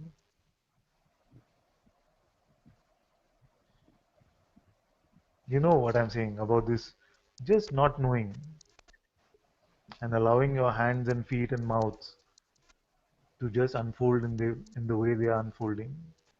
Mm. Mm.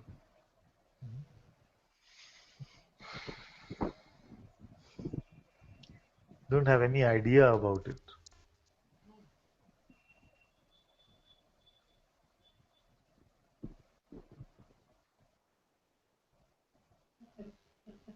Huh? And if by the losing of any sort of reassurance some fear comes, then don't run from the fear also.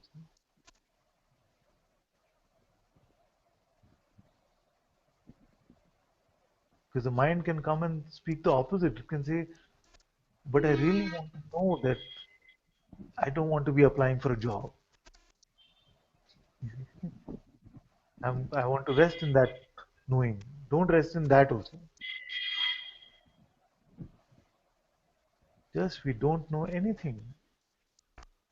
Tomorrow I might give you a call and say, Shiv, there's something here in Bangalore for you.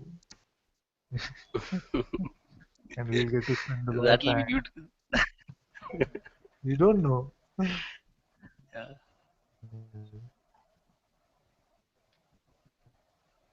We don't know, and we allow life to unfold.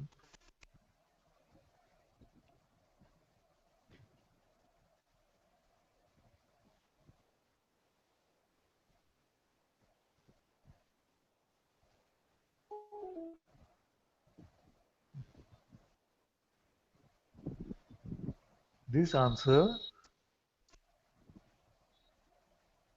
which is don't know about anything at all, is very unsatisfactory to the mind.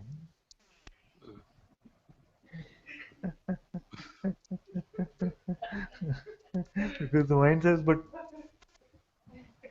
he's not even telling me what to do. He's not even saying ultimately that I can rely on my intuition to give me life guidance. I'm saying don't even use intuition for that.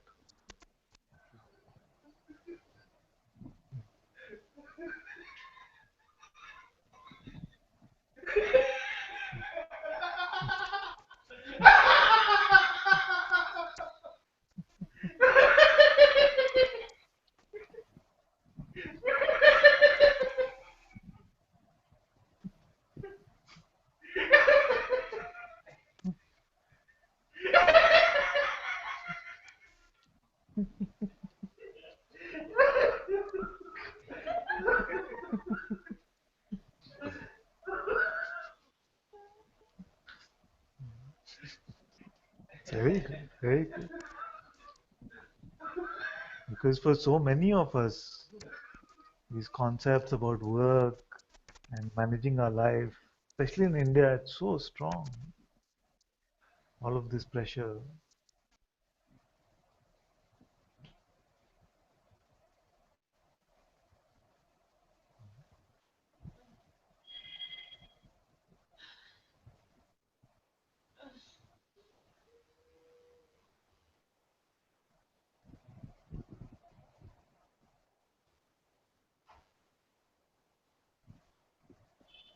Then when we have no idea about how life will unfold and there's no sense of trying to control it, then this whole play is seen as one big entertainment system.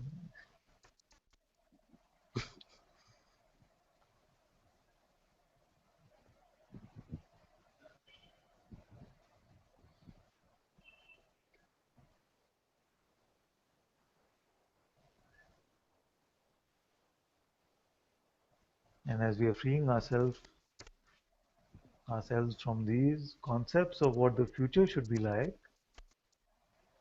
we start to taste the moment more and more.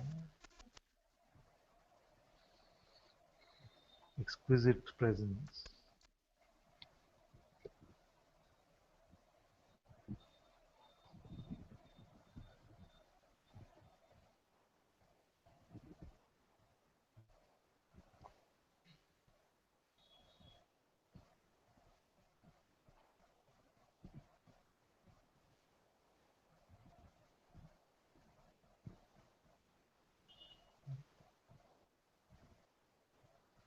Thank you, Father. Thank you. Thank you. There's a queue already.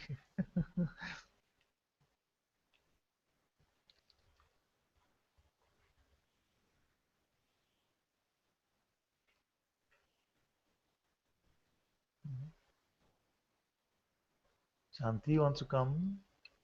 And while Shanti is coming, let me just see what everybody has typed out.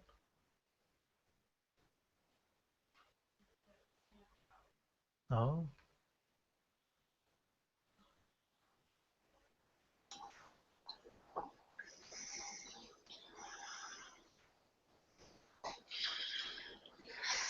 okay. There's some comments on work, so we should read them now before the discussion changes. Aparna is here and she typed something to read. So I feel so happy to see her actually. I am really resisting dropping working out. Okay. Aparna likes to move the body and it just goes and it just goes. Having resistance, giving up idea of working out. Father, it is pretty strong in the US too. Oh, okay. Father, it is too strong, pretty strong in the US too, वैसे. It means that I was saying in India, this whole cultural thing of, you know, having to work and better make sure you're working well and parents pushing you for it. She says it's very strong in the US too. Yes. Just saying. Yes.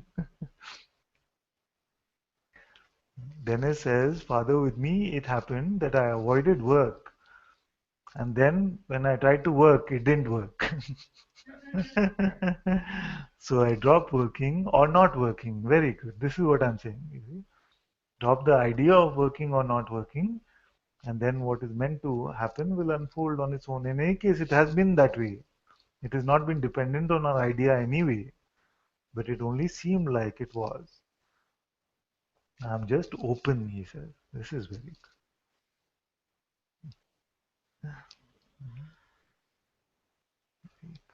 This openness is pristine.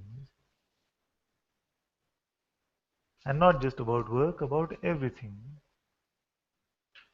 Neutrality, about working or not working, relationship or no relationship, money or no money, body or no body.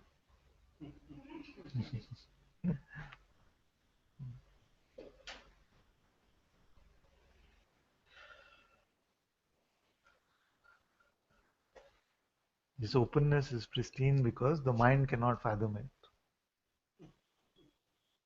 Because if the mind is saying, oh, I am going to be open now, then you find that even that doesn't work.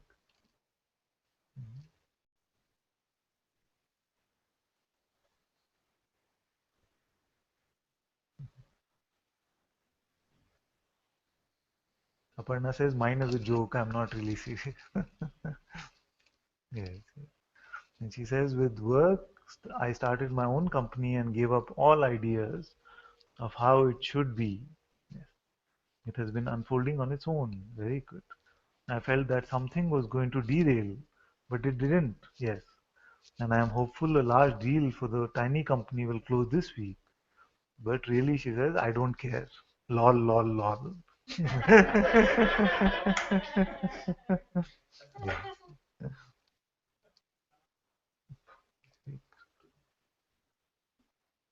This is not a negative I don't care. It's just the neutral I don't care. This is very good.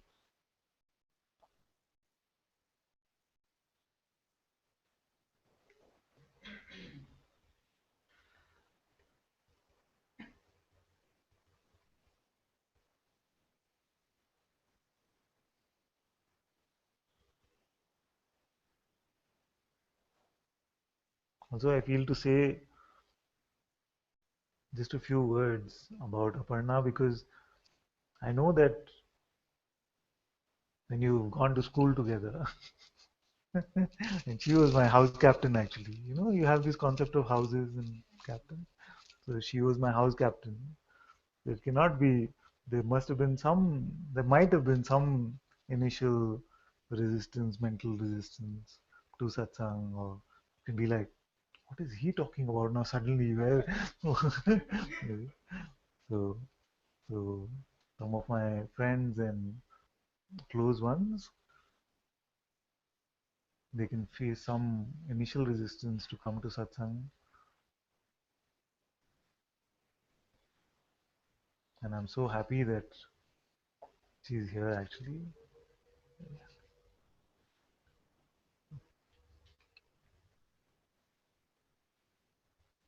She says, now this is my house captain speaking. She says, "Ah, father, that is your mental block. I don't, I don't care what you are. I'm happy. You are." Very good. Yes, ma'am.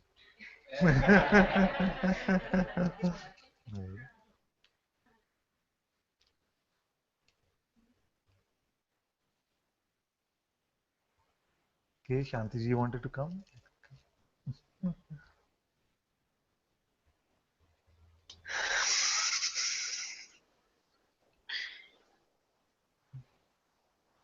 Namaste, Father. Namaste, namaste, my dear.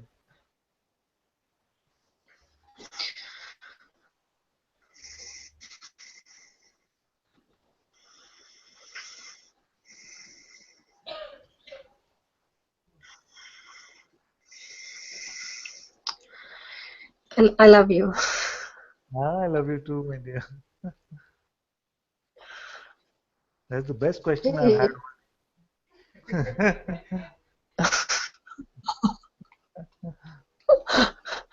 Yeah, it's truly, truly, I love you. I don't know. This, thank you to everything, what you're doing and how you're guiding us.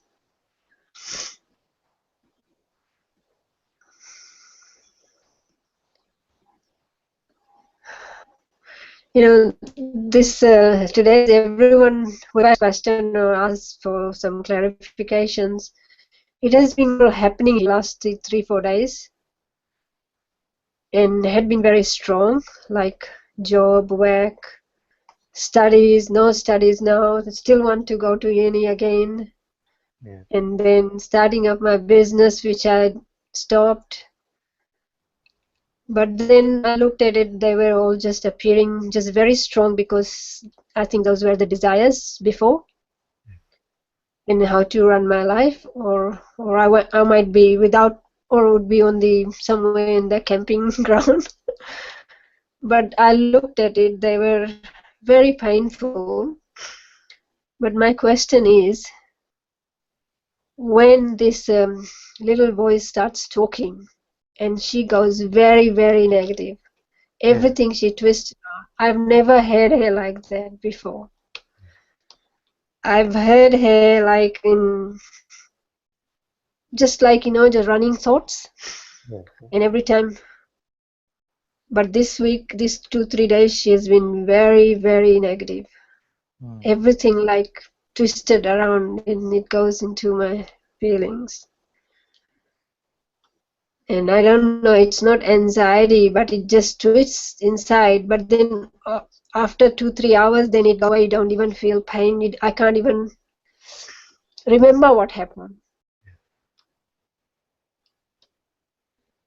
Is this normal pattern to come through this, or is it just something too extreme I'm going through?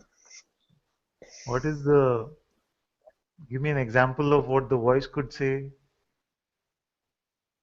Good question. Okay, when this satsang started, I came little late. I just sat down with my food eating, so I just left the food and I ate food again. And then this voice said, "Don't watch this. It's nothing. It's like another church you might end up to." So, and then I said, whatever it is, I don't care. I have nowhere to go. Yeah. And I said to myself, I know this voice. Yeah.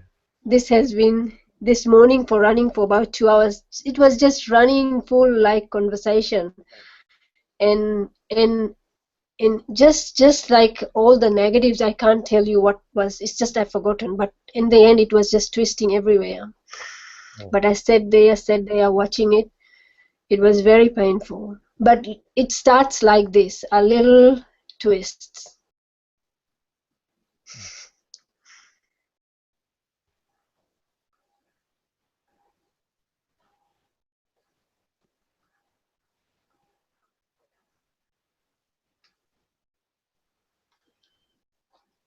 And when this voice is appearing, then is there something else also felt in the body? Yes. When the voice is appearing, it starts something like a story. Something interesting, it will start someone's life, as if it's making or complaining or comparing. And then if I question, then it will go in my ears. Before you choose to go in the body, but it goes in my ears and then in my guts, where strong energy would be moved. But my ear is just like it will flare up, and then either it wants to stay there, it stays, but these days I'm not. Yeah. I don't know how to explain what happens in the ear. But this voice, will this end or is just like this? I don't know. Is it two extremes or what does it? I mean, if this one is talking, I asked yesterday, why can't you tell me something good I had been all this my life? Something which I did, you can tell me. Or something I'm doing good, It's like nothing I'm doing good from that from that place.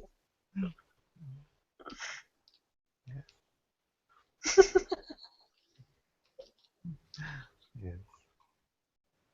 That's good, actually, that you can face this voice and look up to it and say, why is it that you're always bringing this kind of stuff? Because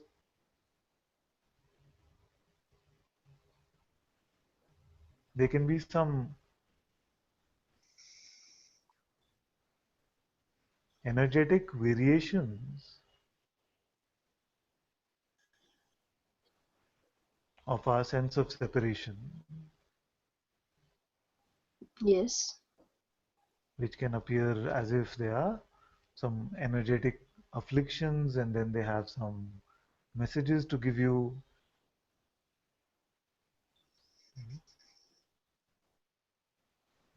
Now, for God, for consciousness, for your being,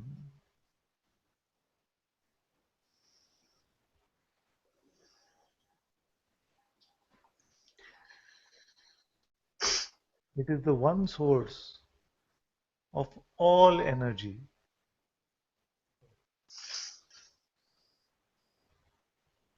And no energy is too much for this one.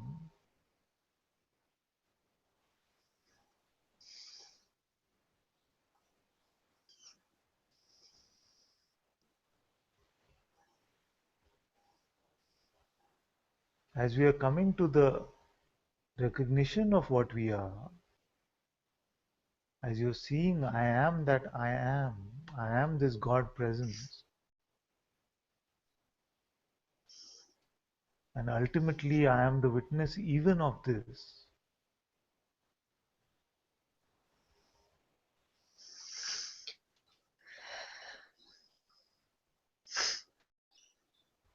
Then you recognize that even this energy is nothing at all for you.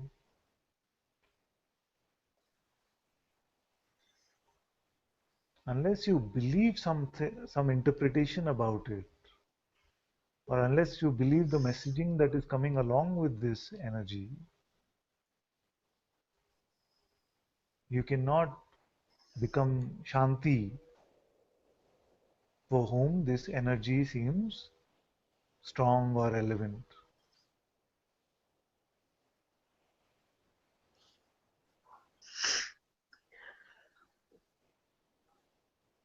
This energy can do a lot of, presumably make a lot of seeming trouble, but it cannot take away your being. It cannot become stronger than its source.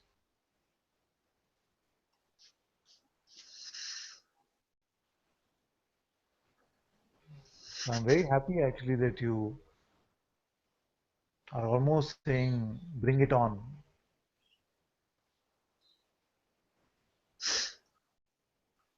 Let's see what you take away.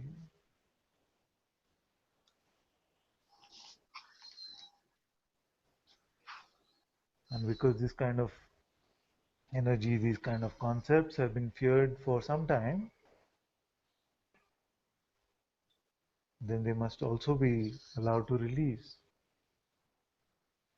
Now the mind will come and say, but I have been, when is it going to go? Is it going to go? But it is in this itself that it gets energized, you see. The concern about it going does not belong to God. The concern for it going only belongs to the non-existent idea you have about yourself.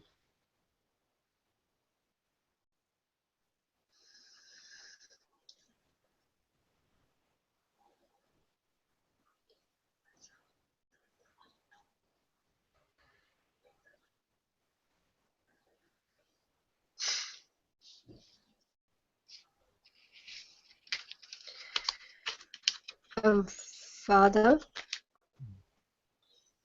Yes, Anantaji, yes, um, when that happens, I don't know how to question that at that moment. yes. Then But what happens? when this passes, then sorry. Then what happens when the energy is there? Is that what you mean, or when the Yeah. concern?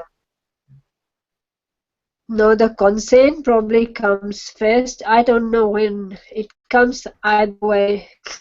First consents of the whole world, what is like to be. Then this energy comes, or I think this way, it comes this way around.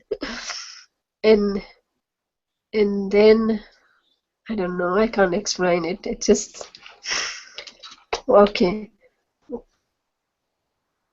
What am I asking?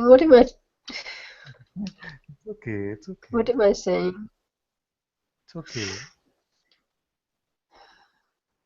Don't try to push anything away.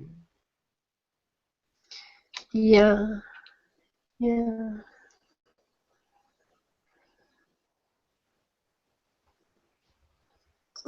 Well, when I try to be open and let it welcome it all to come, Yes. then that's when the whole series of only this small voice keeps talking, telling everything wrong, everything losses, everything, nothing is working for me, for my life. And that's how this voice keeps on going and going when I sit down, just witness it. So I get engaged with it. Yes. And only I asked you today that, is this normal pattern, or if it's telling me message, I can't get to the bottom of it. I only see there is a separation from there where the awareness is. The message itself And of all egoic energy is that of separation. Separation itself is yeah, the message. So when you say that I believe it or I engage with it, that means that you're believing yourself to be separate from that which you're recognizing yourself to be.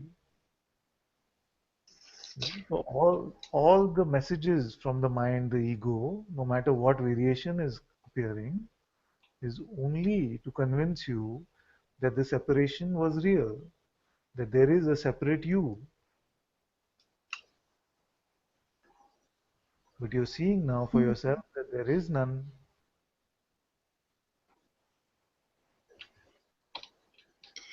yeah.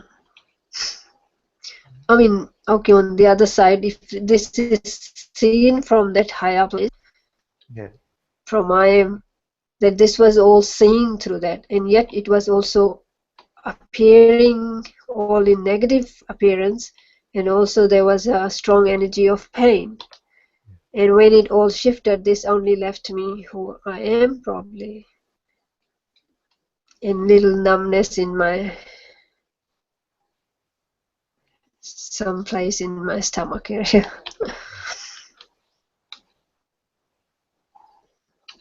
Yeah. But that was only a separation of all these worldly notions of life, what life was supposed to be for this old Shanti who had an idea of herself built up from conditions and of probably smartness of nature. Yeah. But there is nothing here. She doesn't want this. Something here doesn't want anything. Yeah. It is okay. But still there is little bit of numbness and fear, maybe, as everyone says. Yeah. And I know this fear is not real. It's just the illusion. It's just a false appearing. Yeah. Don't feed it with any idea.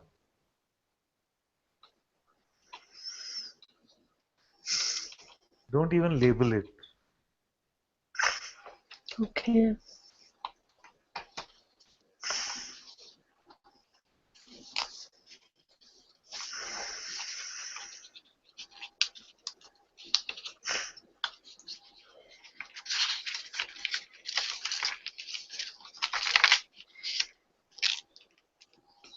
This beautiful place I'm living, this beautiful surroundings, everything is so beautiful. My space is beautiful, but the beauty is not arising from inside, it seems like.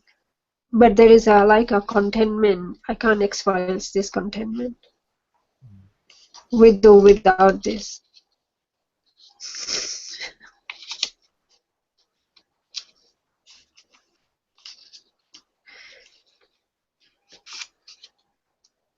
Don't come to any conclusions, any ideas, any concepts about what is happening. They are not needed in reality.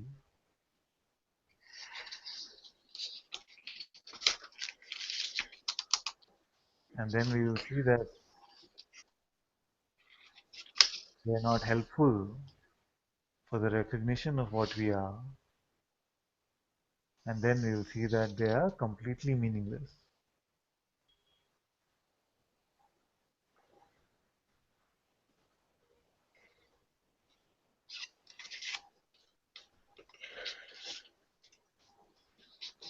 You are Can that. I ask you one? Yes, yes. When not doing anything during the whole day, we can't be just say I am or stay in that empty space of the head because mind creeps something. So what is the best way to be? Pick up a mantra and jap, or just chant your name? Or what do you do? What others are doing? What did you do through this process when at this stage when your father, when you were going through? Did this type of experiences? Does it feel very unsteady if you're not believing a thought and allowing all thoughts to come and go? Does it feel like it is too shaky? What is your experience? Does it feel like when I leave satsang, then very quickly I start believing my thoughts, or is it very rare?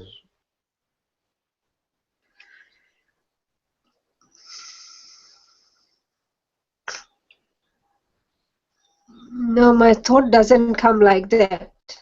Yeah. There's the thought comes like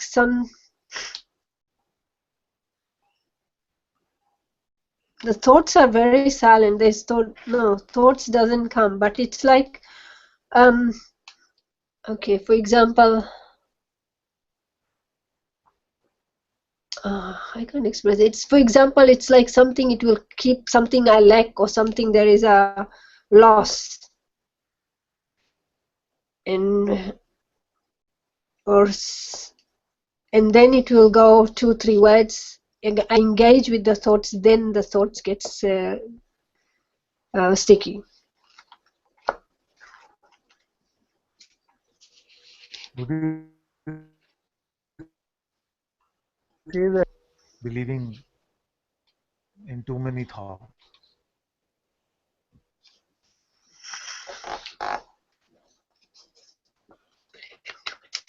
Yeah.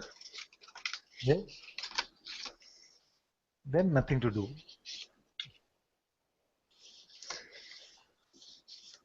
Well, when one thought comes, it's okay. It goes away. We say it's just a thought. It itself just clears off. But when it comes like 2, 3, or hundreds together, then it becomes very sticky. Probably I wrote some time ago. Yes, but even the hundreds together do not come together.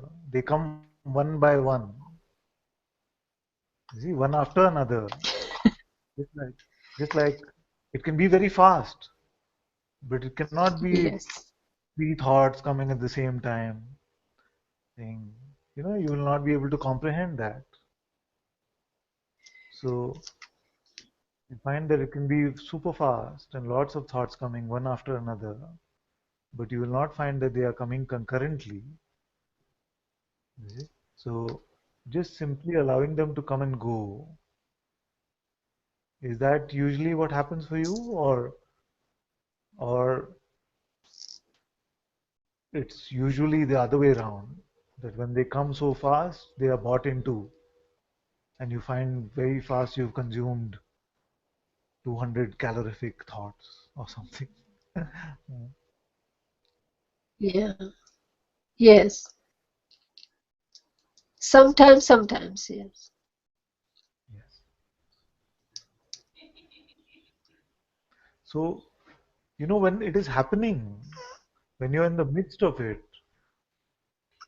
there is nothing that can really be done, isn't it? It's just something that is playing out. But there are times where you feel like you spotted it. There are times when you feel like you spotted something was coming up, or something was starting to get involved, when you spotted it at that time. You see? So now, because you say that it can happen that these things come and I end up consuming 200 thoughts, then I feel like if you can spot it, if in those times where you do spot it before it has happened, then you can do anything. Take a mantra of your favorite expression of consciousness. It can be Krishna or Ram,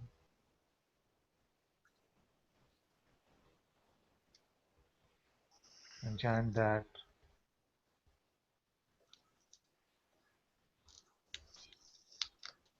so that you're not buying all of these new conditioning from these 200 thoughts.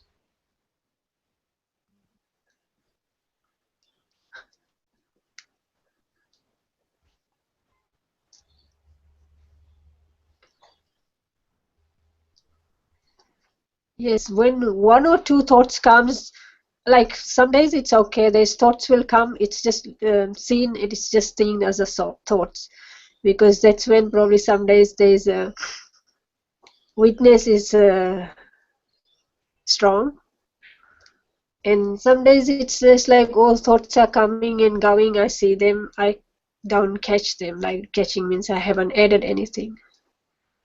Yeah, But some days I do get to. That's when it gets like multiplied by hundreds. yeah, yeah. So in those days, whenever you have this sense that it looks like I'm going to be caught up in these thoughts and ideas,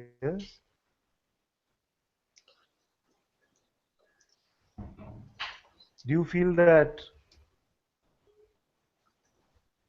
you have the space then to inquire? Because many times you might feel like you don't have the space even to inquire when this is happening. Yes, it's quite funny. Like yesterday when it was happening, I was watching it, and then I just was sitting outside under a tree and watching it. And then I'm just saying it will go by itself, but it just kept on growing bigger and bigger. And I wanted to, probably I was watching it too, and also adding to it. And After then, Yes, after it goes, and it gets, then do you sorry, find after it goes, do you find a sense of spaciousness after it is released, or what happens? Or do you find that it's heavier? Because if you're not believing what it is saying, and so much is getting released, then it will leave some spaciousness. If belief is Yes, yes. what it is saying, then it will leave more of a heaviness. So what really happens? Well, sometimes when it releases, it leaves a huge space. Like last, before 2 days ago, there was huge space, and I was talking to my daughter and few other people. That's when probably I started sharing, and I just could feel there was just space. I was nothing, just huge. It's just like I was in the space, and the space was in me, and everything was just me outside, inside. There was no me here. And I probably did some writing, whatever the insight came, and it was so beautiful. And I thought this is just growing, and I stayed there for about 2 days, and then all of a sudden this struck again. So it's like oscillations in every 2-3 days. Yes. Yes. Okay, then don't worry. Let's not pick up a practice or something. Allow it to unfold as it is unfolding. You just remain as the impersonal witnessing of all of this. If you find over the next week or so that after this kind of thing happens, you find yourself much more heavier, less spacious, then we will figure out what can be done about it, so to speak. Okay.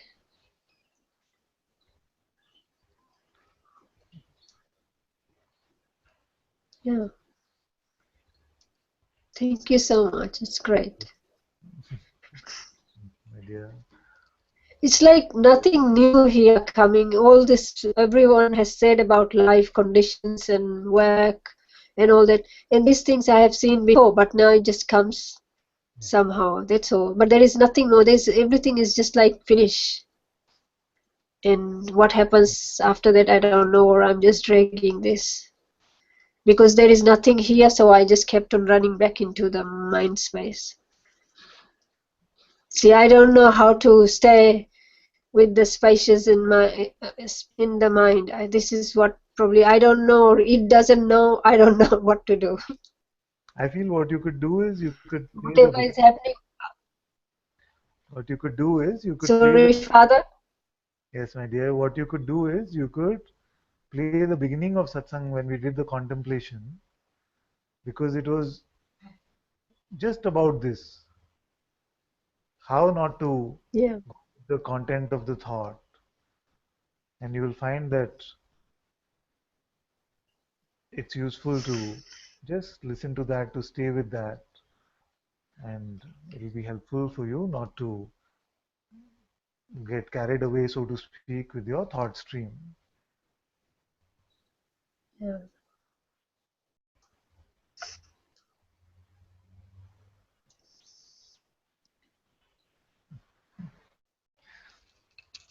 Okay, let's go quick, because 12:30. Thank you so much.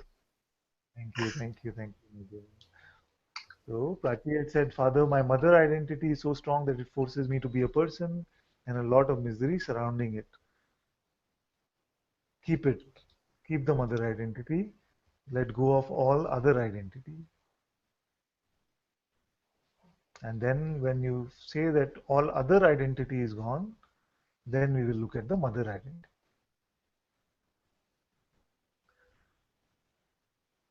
Aparna says, Father, I meant no disrespect at all. I'm unfiltered all the time. Yes, my dear, I remember very well. Good. No disrespect felt. Thank you. Thank you. Very good.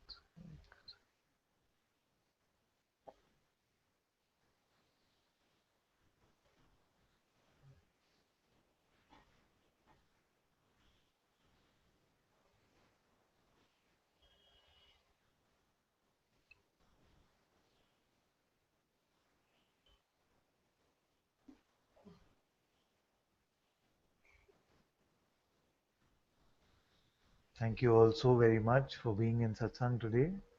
Sadhguru Sri Muji Ji ki Jai.